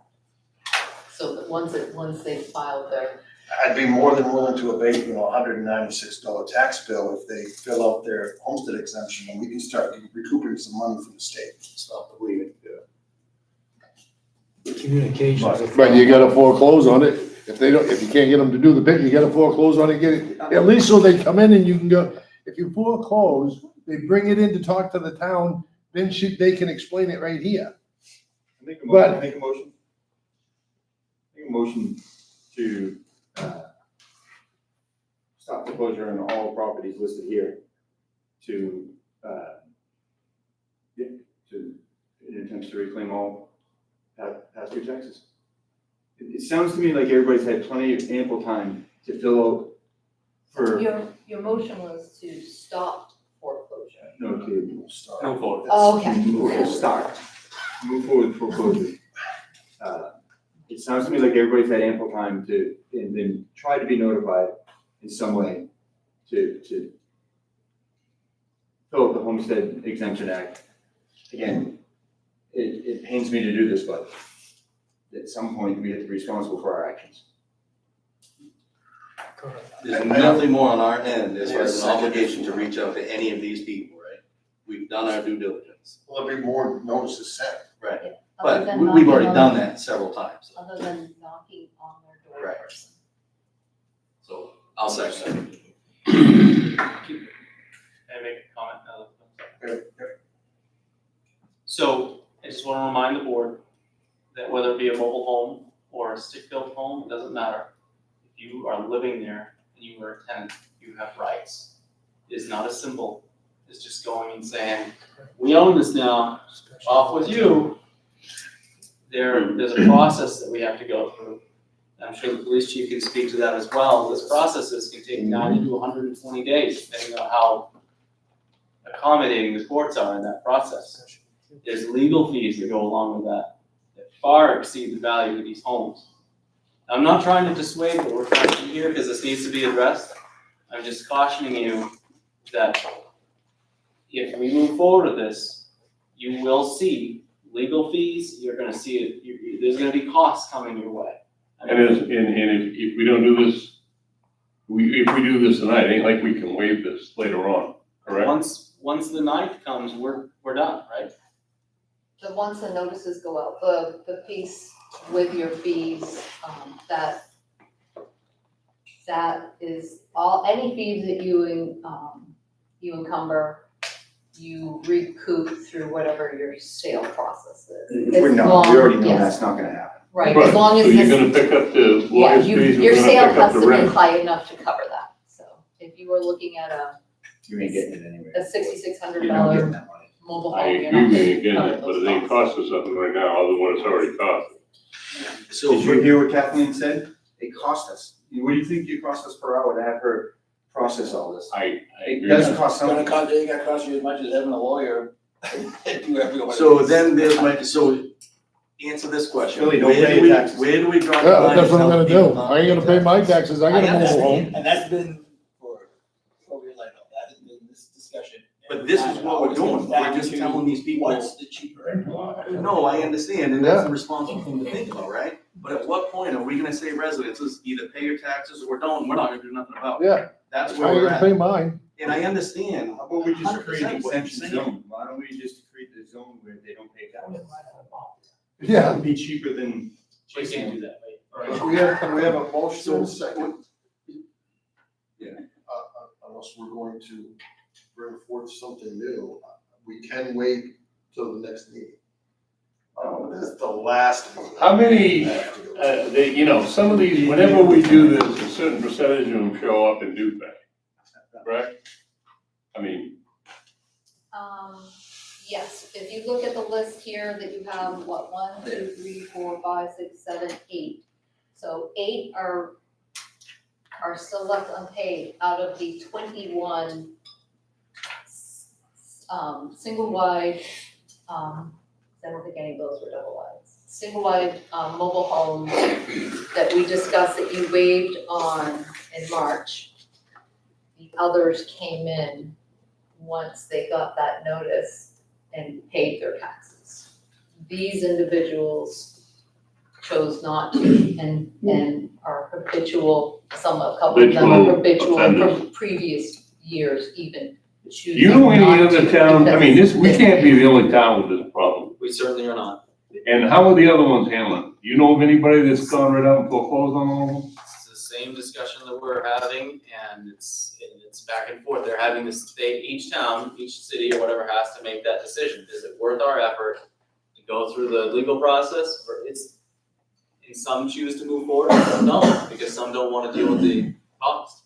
So, I mean, it's. I feel like we're arguing over 9 trailers. There's $31,734.67 here.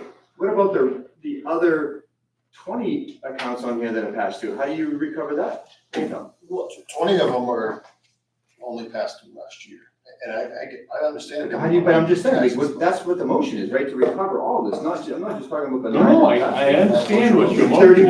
31.7 here. I'm Does that trying to pay for- figure I don't know, does out, that pay for a lawyer for depends on what lawyer. It won't pay for a lawyer to do all these properties. No. So I have the number for you, so my non-zero balance on my liened accounts, which includes all years. So every one of these that's liened that haven't paid their taxes, that total amount is for 178 bills, $181,806.45.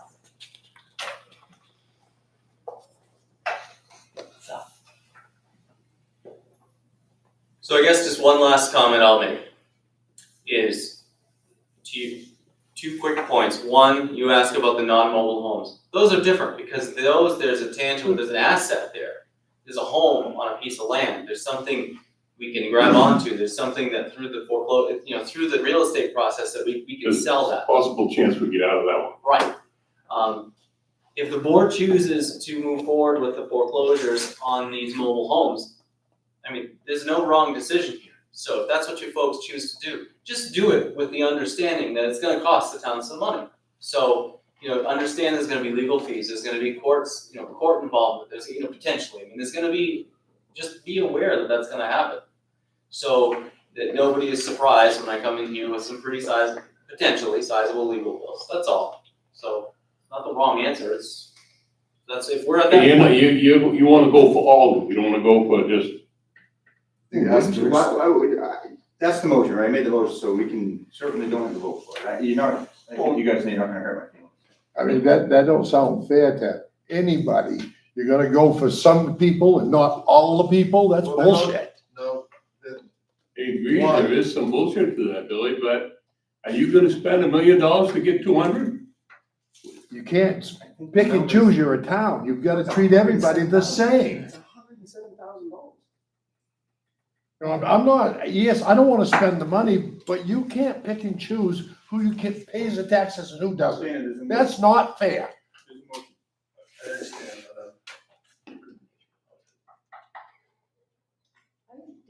I'd like to make a motion to amend your motion.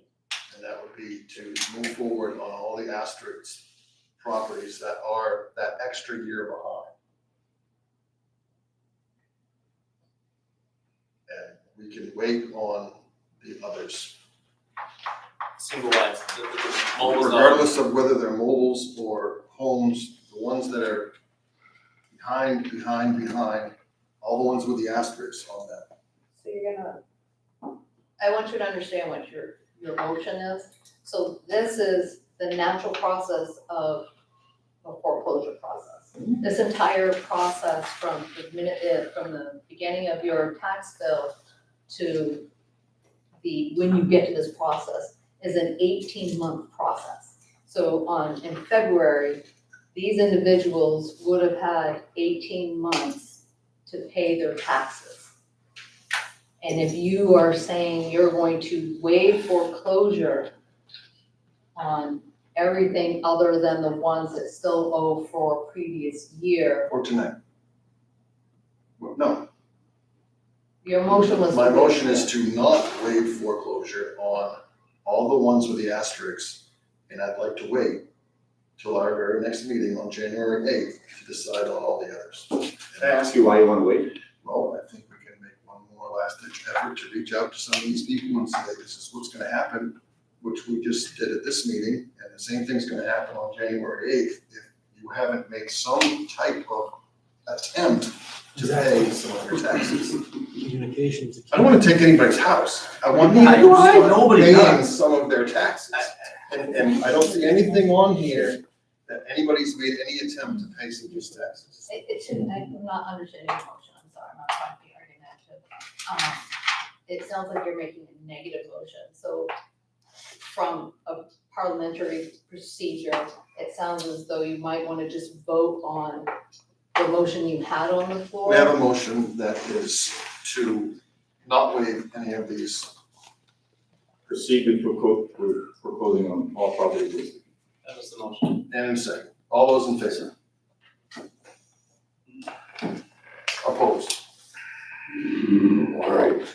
I will make a motion to, If you're not waiving anything, I don't need you to do anything. Is what I'm saying. May I make a suggestion? Yeah.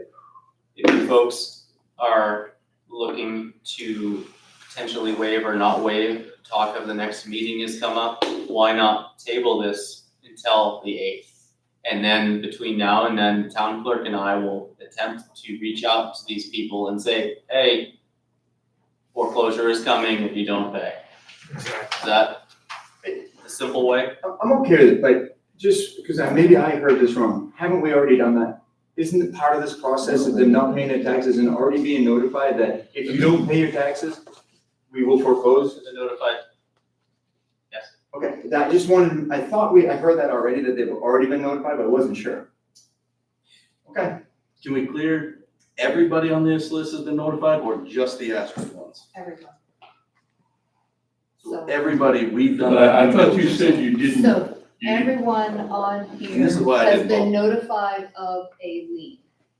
Everyone, every property on here has a lien. Yeah. They have a lien for 2024, they have a lien for 2025. And they also then are outstanding on their October 2026 tax payment. So liens are always notified through certified mail. Yeah. They've Right. been notified, the lien has been filed with the registry's office. Now, what I'm getting ready to do is notice of impending foreclosure. Yeah. So it's a notice that goes out and tells them, you have 45 days to pay your taxes. Right. Or we are going to foreclose on your property. Mhm. So that's this next notice that goes out. The ones that are in pink have already received, not that notice, because the board chose to waive it. What they received was, the board has chosen to waive foreclosure on your property. You still have a lien on your property, you are still liable for this said tax amount. Okay, so why pay the So they've taxes? received that notice. Right, already. okay, so let me understand this correctly, that if we decide to foreclose, I would assume we're not eligible to go back and collect back taxes that we've already agreed to waive. You didn't waive back taxes. You waived taking The foreclosure ownership process. of their property. You told them, you still owe us taxes, but we're not gonna take your property. This time. One for free. One quick question. If you go after one of these people, or you go after all of them, and they're in the trailer park, and you're saying you gotta give them how long for them to get out, they got their due process Well, deal? you own properties, Floyd, I mean, you have to go through the eviction It's pretty process. simple. You're either gonna move or I'm gonna get my money. But I just say, I'm talking about spending taxpayers' money to collect this money. And I'm thinking we're gonna spend more money than what we're gonna get. But if you see, if, we start this process, say we're gonna foreclose them. How long have they got before they've gotta get out of there? Because some of these people are still living in them, correct? So they actually have 90 days to have the option to pay their taxes. Right? And then Then we file a quit claim deed, and now we're returning this mobile home back to you. So that's, then we file that there, and we charge them for that process as well. They Mhm. have to pay for that as well. And when the time is all expired, When it's that- ours. When that 90 days is up. Yeah. Then it's like what you've gone through with all of those tax acquired properties that we have. They then become tax acquired, and then we have to list them with a realtor. So whatever that property, they have to sell it for, whatever going market value is for, the mobile home. So you have two on here that the assessor has said that value is $6,600. So if somebody comes in and says, okay, yeah, the realtor says, you know what, I will sell that for $5,000. So out of that $5,000, the town is gonna get whatever those back taxes are, whatever the fees are, legal fees that you may have to go through, that the town manager is talking. If you can sell it, if Right. somebody will come in and say they'll purchase that. Okay, If so they what I'm don't, saying is, if we give them this notice and we foreclose them, you get they gotta have 90 days to pay their thing. When do we actually become the owner of that property? While this procedure is going, or when they've expired everything? when it's expired after that additional 90 days, then it becomes tax acquired. Kathleen? And then we work with the realtor. You got something to add? I have a question. Yep. So say they do the 90 days, they don't pay the taxes, but they're living there. Yep. So then you've got to go through the eviction process, correct? That's what I was speaking to earlier. So we haven't gone through, and that's actually. I'm just curious where that kicks in. So that's gonna be a choice, for the town manager or the select board.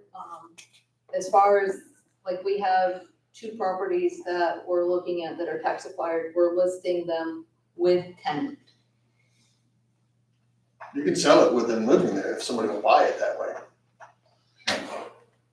What idiot would do that? So, I think you checked on one of the properties, the tax Yes. acquired properties for us, Well, it just in They're my there. mind, it's being listed that after way. you wait the 90 days, you It's still a gotta go through that decision for the whole town lengthy manager, and process. the- yeah. And then you got That's- another 90 days of eviction. What, the eviction process can take 90 to 100 days, 120 days.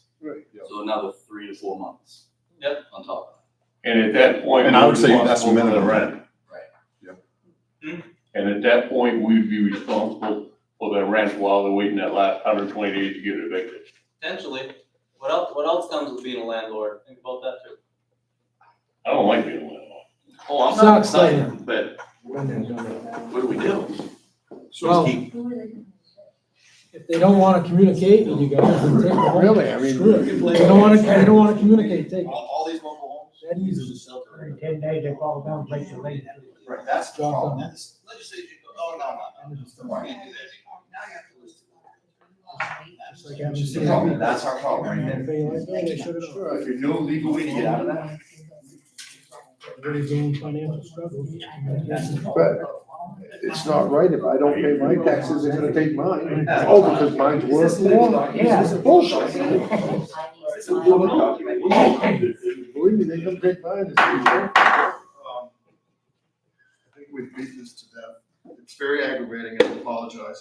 It's aggravating for us, it's aggravating clearly for you folks that pay your taxes. We're not talking about a huge amount of money on some of these properties, but something has to be done. We can't do it year after year after year, because it's not fair to you. It's not fair to you. Anybody else that pays their taxes, it's not fair, because you're picking up the slack by paying what they're not paying us. So I will be fully prepared at next meeting to act on some, if not all of these. I'll second it. And I'm, the ones that upset me are the ones that we have the asterisks now, because they're another year behind. They've already been waiving, they haven't done anything. And the ones that haven't done their homestead exemption, that will fully cover their tax bill completely. Because it doesn't apply. And they're either, they just won't do the paperwork, which is pretty simple, or they have another piece of property and they can't use the exception, which is not likely. So what I would like is to make every effort, any notices that need to be made, contact the Regency about what they're going to do working with us. Because I'm fully prepared to make an example of some of these mobile homes that refuse to pay. And if it costs us $25,000 to take ownership and tear it down and remove it, well, that's rent that the Regency's not going to get. We got From us or anybody else. Really quick. And I can the give others you a might start package paying deal. their, $20. You know what? He said, I'd give you a package deal. Right close to the dump, no. You got it. You wanna bid on these? Moving on. Before, I know the girl about the Regency. You're sitting here, so you, by, I believe, Robert's rules, you can't abstain unless you can have a particular reason you're going to abstain for that vote. The So I only need to reason know I which didn't is way. because I still had questions. I Okay. am voting yes, that we Okay. do move forward, Thank you, even though we still. thank you. Okay, so are we gonna vote on that next motion that you made? I was I don't need a making the motion. motion. It was just, I'm fully prepared to move forward next meeting. The Is it a only, motion now? It's just, I only needed I need a, this, we want this on the agenda for next. You don't need a vote on it? I only needed a vote if you were going to waive foreclosure, because that waiver has to be filed with the registry's office before I send out notices of foreclosure. So if everybody that's here listening online, this will be on the agenda for our next meeting before January 9th. And we will take, I believe, we will take some action on some, if not all of these properties.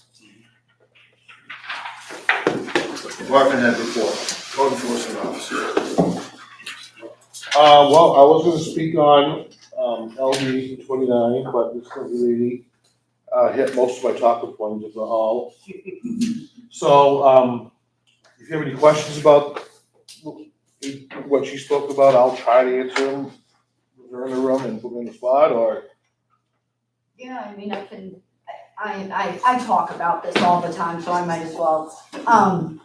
So you'll see in that handout that I provided, there are varying lot sizes depending on either whether you're in a growth area and you have public water and sewer, you're not in a growth area and you have public water and sewer, you're in a growth area with public water and sewer, or you're out of it and you have no public water and sewer. So the only area where you are kind of now allowed to dictate the lot size, aside from what's put into LD 1829, is areas that are outside the growth area and don't have the public water and sewer. So, as you'll see in that handout, the density has been very greatly increased, in those areas, so it's a 5,000 square foot lot size. So, this is the big reason why comp plan's been coming up, not only here, everywhere around Adcogg's region, because much like yourselves, everybody had their comp plan sitting on the shelf, you didn't really look at it, but now this legislation comes forward, and those decisions you made in 1991 are coming back in front of you. So, that's why I handed out that growth area map, that I went through and found those. One thing that I would like to say for clarity, for everybody's sake, is that no matter what is in this legislation, shoreland supersedes all of that. So the minimum standards through shoreland zoning are gonna have to be required, even though oddly enough, I get it, it's a great water body, but that was designated as a growth area through the last comp plan. regardless of that, these standards will not apply on the water body. It'll still have to be 40,000 square feet in accordance with the state mandated shoreline requirements. Again, it's confusing. Not a lot of people are happy about it. I feel like the bearer of bad news sometimes when I go and present on it, but you know what? We're just gonna find ways to make it work for the town. There are some cases where it is useful, it'd be helpful to have a little bit more density available. But again, I will be available to help work with the town to get your ordinances updated and, you know, whether that be you guys wanna have a session to invite people to speak more. Really, we're kind of just wading through the water until that fix-it bill's done, and then we'll put everything into ordinance, but. It's basically LD 2003 times 2. So a good example, real quick. So earlier we were discussing that 40-acre plot. Moving forward, this is just a scenario. So as we move into developing our new comprehensive plan, updating our comprehensive plan, where that area is serviced by sewer and water, that is a prime example of something to consider as a growth area. So when determining if you want to clear cut it, you know, for mixed use, commercial reasons, or maybe selective cut it and turn it into lots that fit, you know, the minimum lot requirements set forth in the new legislation, it's just something to consider moving forward. Like she said, it doesn't affect any of the setback or lot size or requirements as far as shoreline zoning. That all stays intact. Yeah, that's pretty much it. I mean, there's some work to be done. There's gonna be some areas we're gonna have to like essentially rezone in town to accommodate for these new growth areas. And Well, basically, to get this thing going, the first thing we have to do is find some volunteers for a committee, correct? Well, I mean, yeah, if we're gonna move forward with the comprehensive plan review, then we're gonna need to put together a. I mean, since 1991, maybe it's time. You haven't looked at it. Look at it, it's definitely so it's time. Yeah. But real quick, other business, just to update everybody.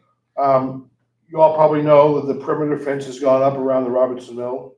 Yep. And a demolition permit has been requested and sent. I have not gotten one back yet, but that's the works.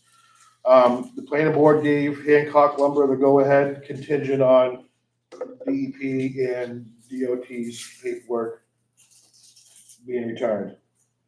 And we'll have one more final meeting for the official final vote on that, and they're ready to get going. That's at the old driving site. It's the old driving site. What's going on? It is a wood truss manufacturing facility. It's gonna employ 20 people. It's around 44,000 square foot building. It's gonna have truck entrance and access off of Lars Drive and visitor employee access off of Main Street.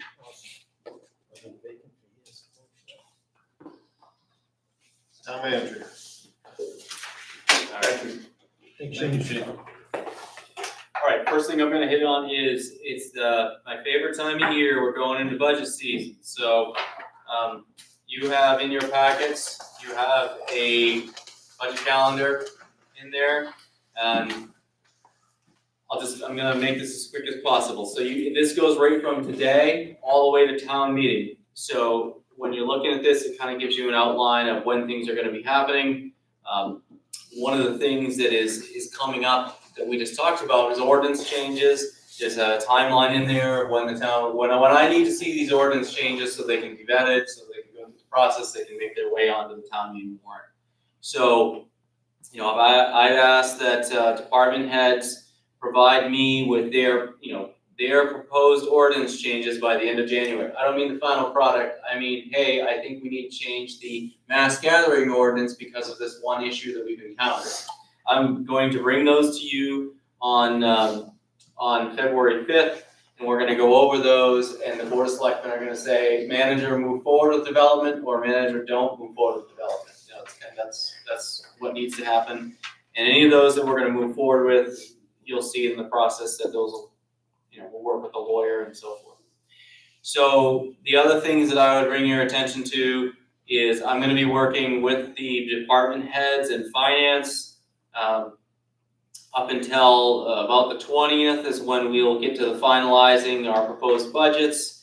And then I bring to you folks on March 5th, a joint meeting between the budget committee and the selectmen to go over the entire draft budget to include capital plans and so forth. So that meeting is when it's that 30,000 foot overview is like the term I like to use. It's just a big picture of what the proposal looks like. And then starting on Tuesday, March 10th is a budget committee meeting. Thursday, March 12th is the first select board budget meeting. Last year, we went from doing them together to doing them separately. You'll see on there that the time for the budget committees is, to be determined. Last year, they wanted to do them at 7. I'll say that from a staff perspective, that was painful. And frankly, I don't really know how productive it was once we got to 8 o'clock at night for most of those involved. So I'm gonna ask the budget committee to consider maybe backing that up at 6 or 5, if you will. The selectmen have traditionally done their budget meetings starting at 5 p.m. If it's on a regular scheduled selectmen's night, either way, we start at 5, but then we'll just do regular selectmen's business whenever we're done with the budget stuff. We do try our best to try and keep most of these meetings very budget oriented with minimal other business, because some of these meetings can go pretty long. So we're talking about the budget.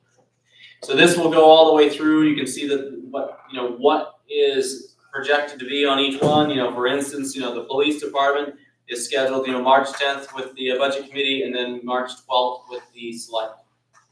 As we get through that piece, then we get all the way into,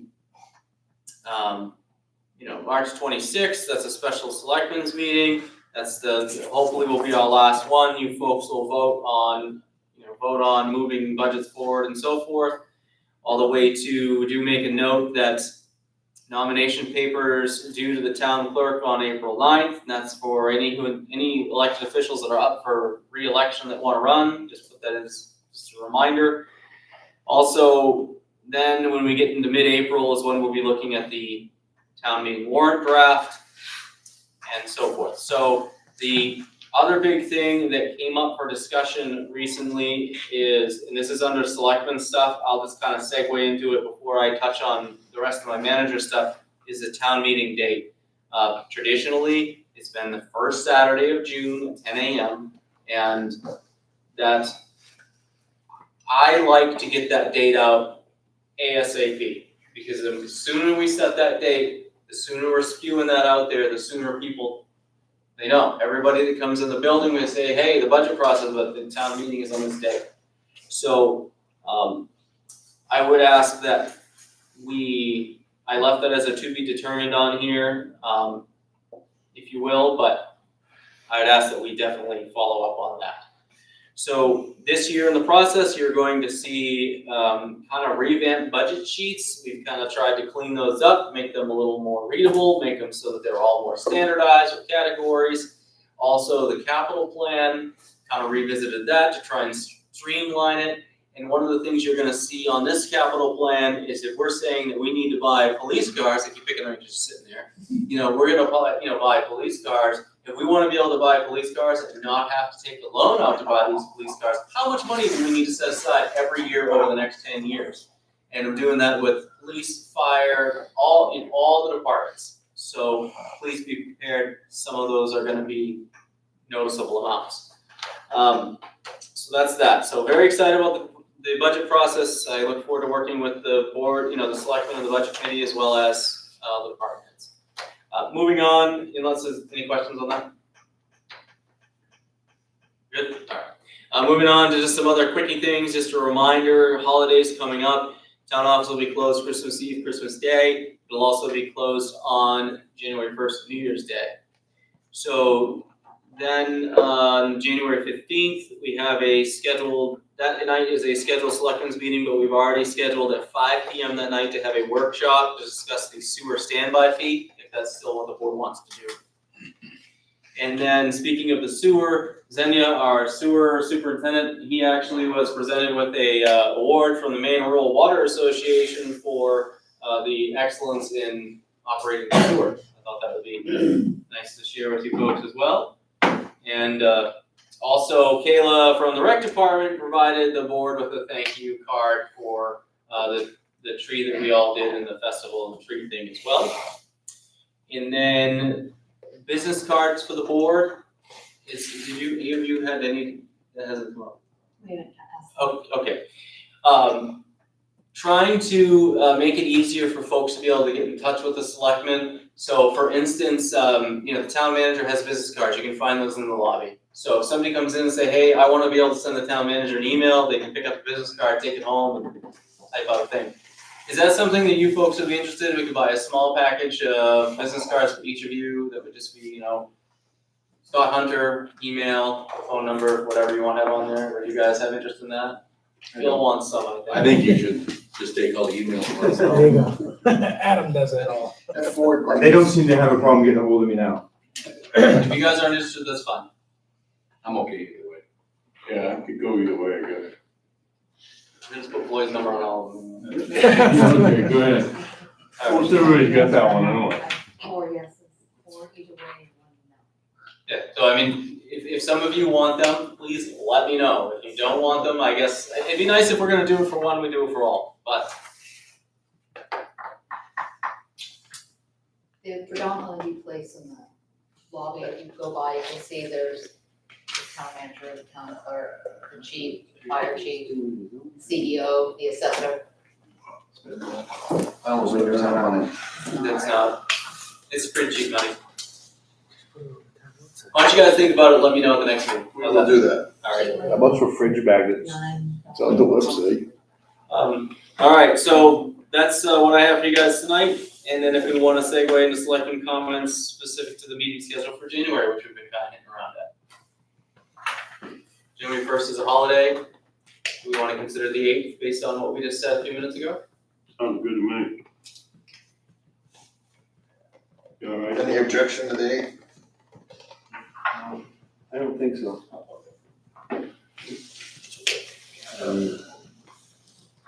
We'll just put the limit on that, right? Yeah. Well, we potentially talked about moving the next meeting, well, I mentioned to the town manager that we may move the next meeting a week later because there's an extra Thursday in January, so we're not back-to-back weeks and then we don't have a meeting. So do like the 8th and 22nd. I believe was what we were looking at. I'm just bringing up the little calendar. So That'd be great. Work for me. Is it, Not here on the 22nd? Making arrangements to be here on the 15th, but it would be very handy if we didn't need the 15th. Oh. Someone need person. Just looking at the calendar, it seems like it makes sense, where every other week, we don't have a long break. so you could say that the meeting schedule would be the 8th and the 22nd, but at normal time, 6 PM, right? Correct. Everybody's good with that? Yeah, if we're not meeting 15th, then we change in the workshop meeting as well. I would assume so, yeah. Yeah, right. I mean, it's just your workshop, so yeah.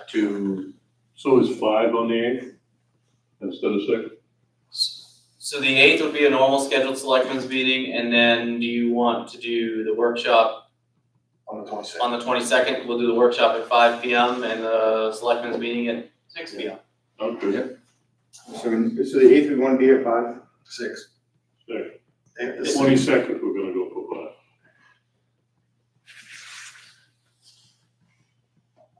5. Anything else from the select board? Couple, I just noticed that just driving around, Rick, sometimes when the officers are out, can you check the streetlights? I know we've got at least 2 of them by the parking, so that's out. Just if they're out and they happen, we're paying for them, so. Absolutely. The other thing is, what is the deal with the van at North End Fire Station? Chief? start? And at the North End Fire Station, can you speak to that? That is something I'm working on going through seizure. I moved it out while they was inspecting the building.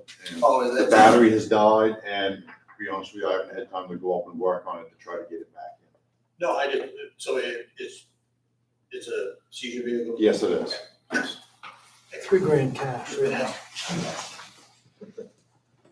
Anything else? We had the, Town meeting, No. date, time discussion on there. Oh, the side note thing.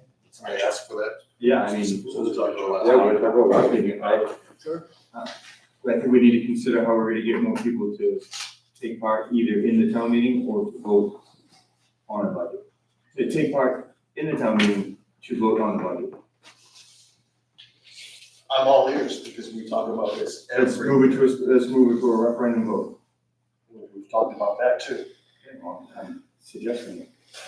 But they didn't move it. So in, just a quick note, so in your packets or in your share drive here, in your portal, there is what I ended up putting in there, just especially for the new board members, is you're gonna see information from your packet, Selectmen packets, all the way back to June 20th, 2024.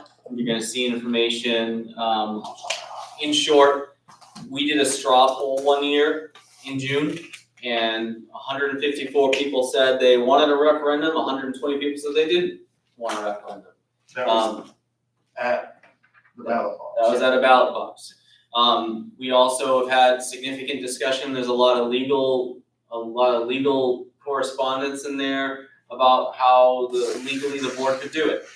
Then at the last town meeting, June of 2025, we had that as a straw poll question at the end of the warrant, and those at town meeting voiced that they wanted traditional town meeting. I'm not trying to make a joke here, but it's not a surprise that people that go to a referendum vote wanted a referendum vote, and the people that go to the open town meeting wanted open town meeting. So this has been a pretty hot and heavy discussion since I've been here the manager, especially the last 3-4 years, so. All of that backup information though is in your portal, all the way down to, do we have the legal authority to do this or not? So, We do. you do. So, before you make a motion, I would, this isn't something that needs to be decided tonight either, but we all need to be aware of what happens if we change it to a referendum vote. The process of that, we have a meeting, public meeting ahead of time to go over it, everybody can ask questions then and there, then they go to the ballot box.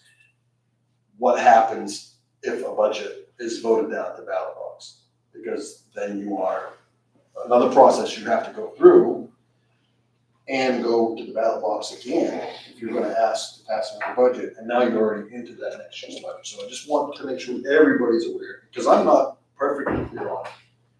But to make sure everybody is aware before we decide, if we decide, how that happens. I was one of those, I wanted it, but at the last town meeting, the very last town meeting, it was overwhelmingly that they didn't want it. How many people attended the last town meeting? Any crowd we've had. 107. 130. 130, sorry, 130 people. How many voting residents in the town of Oxford? 8,000? No. Registered voters in the town of Oxford is 3,000. 3,000. 3,000. I agree with you. So your sample size is so small, of course, the people who showed up at town meeting are gonna be, it's a small sample size. The same on that ballot box, there was like 280 people that did the straw poll. Which is, right, Yes, 140. more than the town meeting, but it's still a very small Did fraction you say of that. 110% more? Absolutely, but it's still 280 people out of 3,500. Just 110% more people showed up and voted on the ballot. I'm not So for or against. I'm just saying, it is so easy to manipulate a vote. If we had 130 people at the last town meeting, you need 50 people to come vote. For whatever your policy is, you need 50 people to come vote. Well, his votes, it's always been that way. Guess what? As I'm the first one here, that's first time as a selectman, and I'm saying, it doesn't have to be that way. Well, we're all ears. Well, let's move it to a referendum. Hey, can I, well, this selectman items, because while we're here, take this how you want, guys. I feel like we table more stuff here as a board than we should. Like, let's make decisions. Let's make some decisions. And I'm not saying there's not a time to table it and talk about it, but we can't talk about it during the week, or, you know, we have to have a quorum. So we're not technically tabling it because it's not an item, a business item to handle, to vote, to make a decision one way or the other. What I would ask is that we do put it on. If you want it on there as a business item, we'll put it on as a business item. The public will be aware we're gonna address it as a business item. We will vote that night if there's a motion and a second. But I do think it's important that we have all the information if we do decide to go to referendum. What happens if? what information are you looking for? What happens if a budget, if you go to referendum in June and it's voted down, and then you're scrambling to what are you gonna do? So it's just like the school budget now. Because Is voted down. do you continue on the current budget? You want me to answer that? Yeah, if you know the answer, So there's two things that could happen. One, if we're gonna go to referendum, I would suggest to the board that we add a warrant article that says that any operating budgets that are not passed continue to operate under the previous year's operating budget amounts. That's a simple ask. So, and frankly, I would feel quite confident that probably would pass, because then they're not increasing the budget. But if it gets voted down yes, we have to go back to the drawing board. Yes, you have to go back and either A, do another referendum, or B, hold an open special town meeting to let people vote on that one particular budget. You have an option. But just like at regular town meeting, if town meeting shows up and they vote down the fire department budget, they vote down the fire department budget. We're going back to the drawing board. I mean, yes, at town meeting, they might say, oh, we only want the fire department, the budget to be, $500,000, not $1 million. And we have to work within those parameters. But even if they reduce the amount on town meeting floor, if it's not a workable amount to provide services, we're probably going back for a special town meeting anyway. So So it sounds like to me is we're having an issue of getting people to the meeting period. But if we go to referendum and something's voted down, now we're trying to get people to come to 2 or 3 different meetings. if it gets voted down, you're gonna either have another referendum or you're gonna have a special town. Which you're gonna have to get them to come back to vote again. Correct. That's why I wanted to make sure everybody's clear what happens as we go. I'm not against it, I wanna make sure that we're all clear the process. One thing would help, we have that sign at the fire station.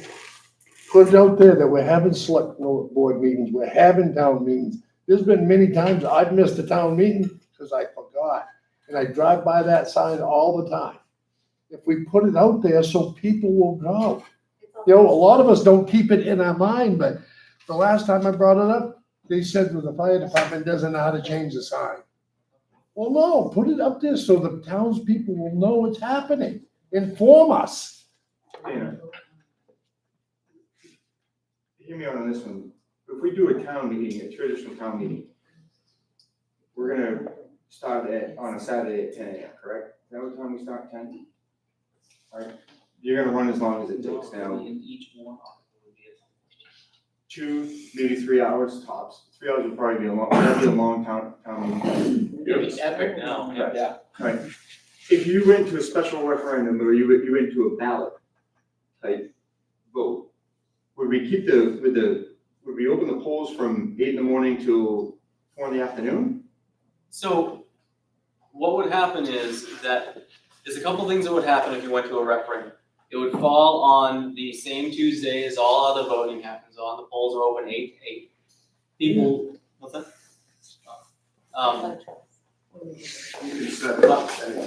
We traditionally have it open 8 to 8. I would recommend that you do it 8 to 8, as we traditionally do.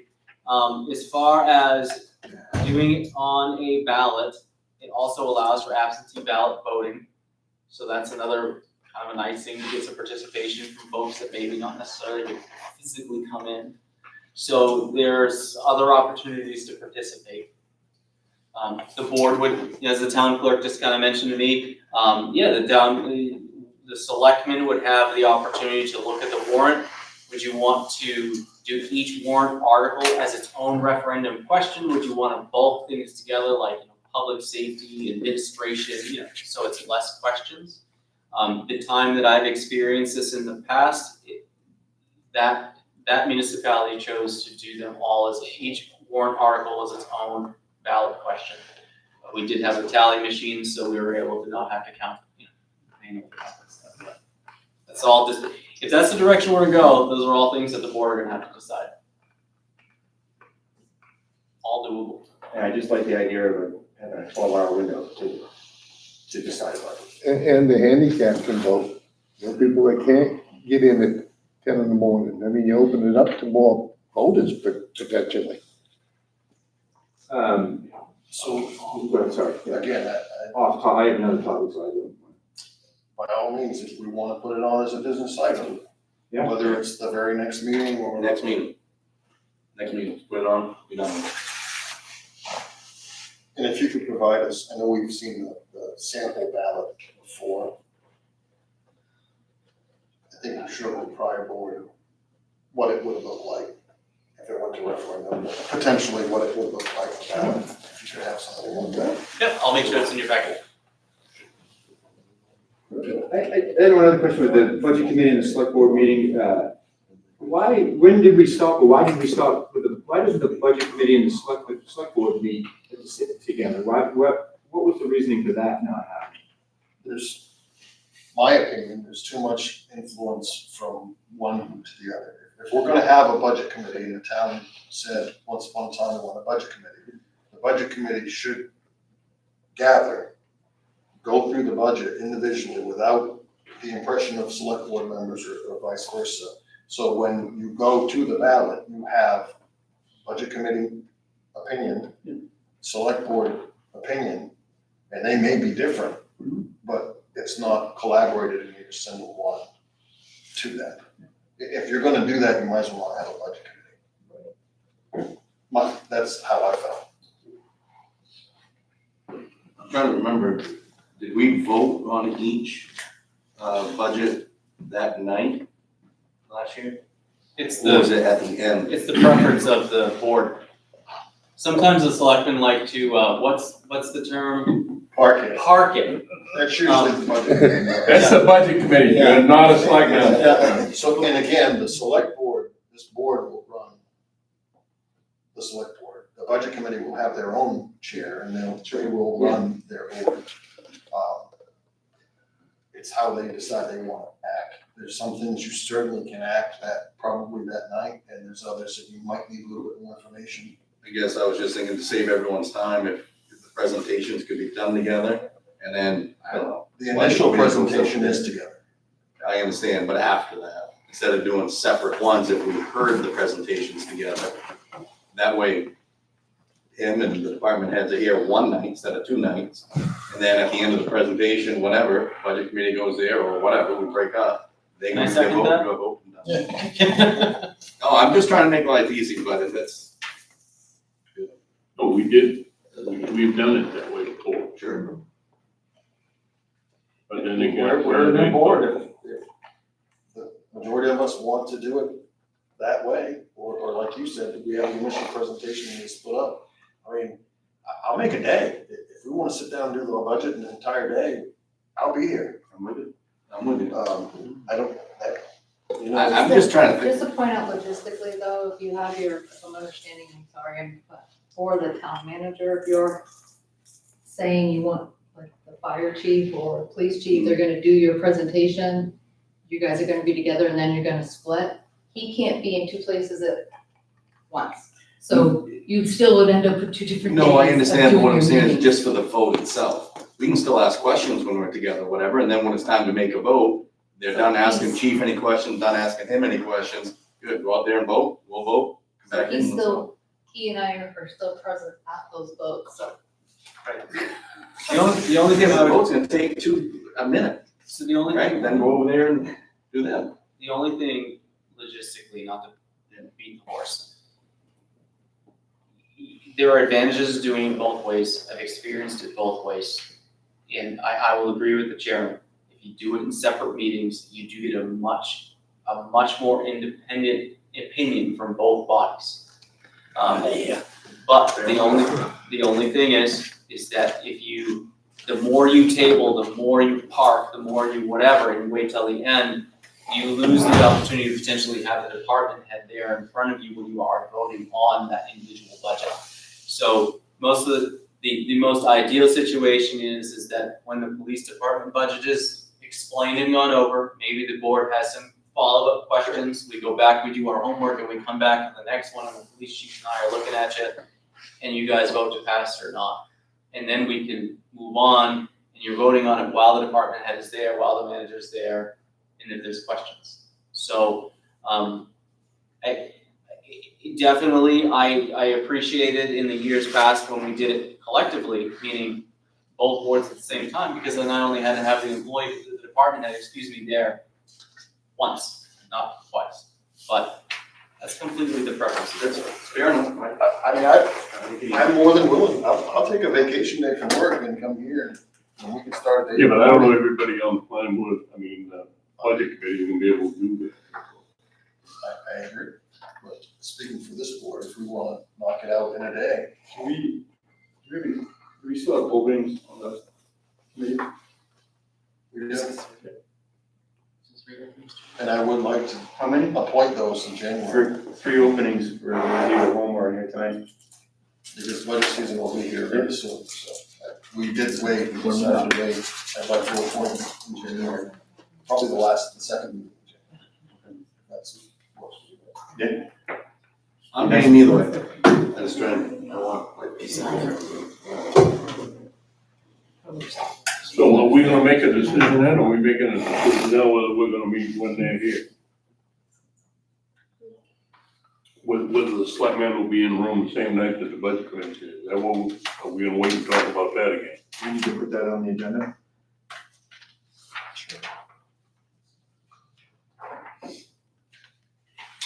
Cause we did do it for a long time, and they got to be where they felt we had to make correct. We agree with that? Can we put that on the agenda for? business on the page, so. Okay. And just for those that are thinking about the budget committee, there are typically 4 meetings would be your commitment. And just for the sake of this right here, because it's recorded or whatever, when is that? What days or what time? Is that predetermined already or is it? The budget committee meetings? Yeah.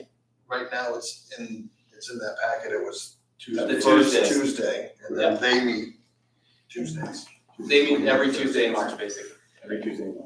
Yep, but depending on how this discussion goes, it could change. Very easy, educated civic service. Is it evenings, guys? It wasn't too much, right? It was nice. The budget, I've served on it. Yeah, just- You were on it. I've been on, last year, the budget committee met at Wanted to be later. 7. 7 PM on Tuesdays. Yeah. 7 PM Tuesdays on budget of March. Ideally, it would be earlier than 7. Right, that But was because, the budget committee will set those times. Just wanna kind of get it out there. Now's the time. I mean, I don't think they enjoy being here. Kathleen, do you use the social media? And that be sent out, that we still have some open seats for that? Yeah, I will do it again, Thank you. a few times, do it again. Yep, thanks. Any other selectmen items as I read through the warrants?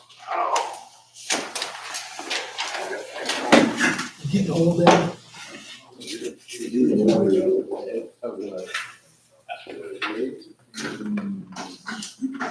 at least to be signed. Work was best.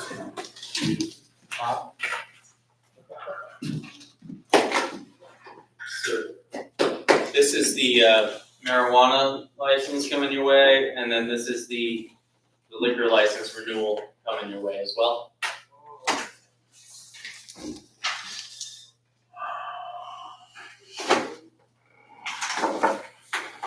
$12. $18. Adam, 18. did you him a schedule of the meetings, the Sure. budget and. Yeah. Do you wanna wait till after they finalize it though? If they're gonna make a choice? You don't want it tonight, You don't want it tonight yet? but we'll get it to you as soon as we know for sure what. It's subject to change. We'll talk about it at our next meeting probably. Oh, okay. Definitive schedule. He's got a tentative schedule. Oh.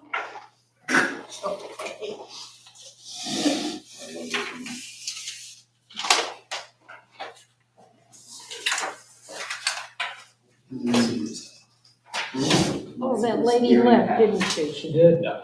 About, 20 minutes ago. Do any of you know what the setback is for the shoreline, rules and regulations? Did you purposely wait till after the code? 100 feet. Well, I didn't realize she was It's here. 100 feet for Underneath there, right? building. What? I think it's 100 feet for building. 100 feet from the water line. Reduced that much, because it was 250 when we owned it. Well, even then, I think you can't, I don't think you can build a new structure, you can build on an existing. So if a camp, somebody wanted to tear their camp down, it's 50 feet from the water, they can do that and build a new one on the same footprint. Right. But there's lots of different, they can expand it one time, a percentage. Can't go more than 30 by square feet of volume, whichever is last. All those questions Goes are on made that for word too for a while. Shane. What was that lady's name? Not too many people. She's from Avcon. Trying to get off people. Lady from Avcon. Well, you know, something. Okay. There's a whole bunch of them Adam's not her down. name. Erica, Buffkins, Erica? Buffkins. Yeah. Remember. I will find that. We have other things still to do at 8:30. I think it's been fun so far, wait till this next part. You're in trouble now, Phil. The select board is invited to the Christmas party that, we have tomorrow at 2:00. Would love to have you attend with the town manager, the town employees. Oh, I have to be there? You bet. You bet. It's at 2 to what? 2 2 to 4. to 4-ish. I didn't go last year, I was there the year before. We have food, If you can just pop in and say hello. a trivia game, and Okay. then a Okay, sweater 2 to contest. 4. Huh? I wasn't here last year. 2 to 4. I don't know what happened last year. You didn't go.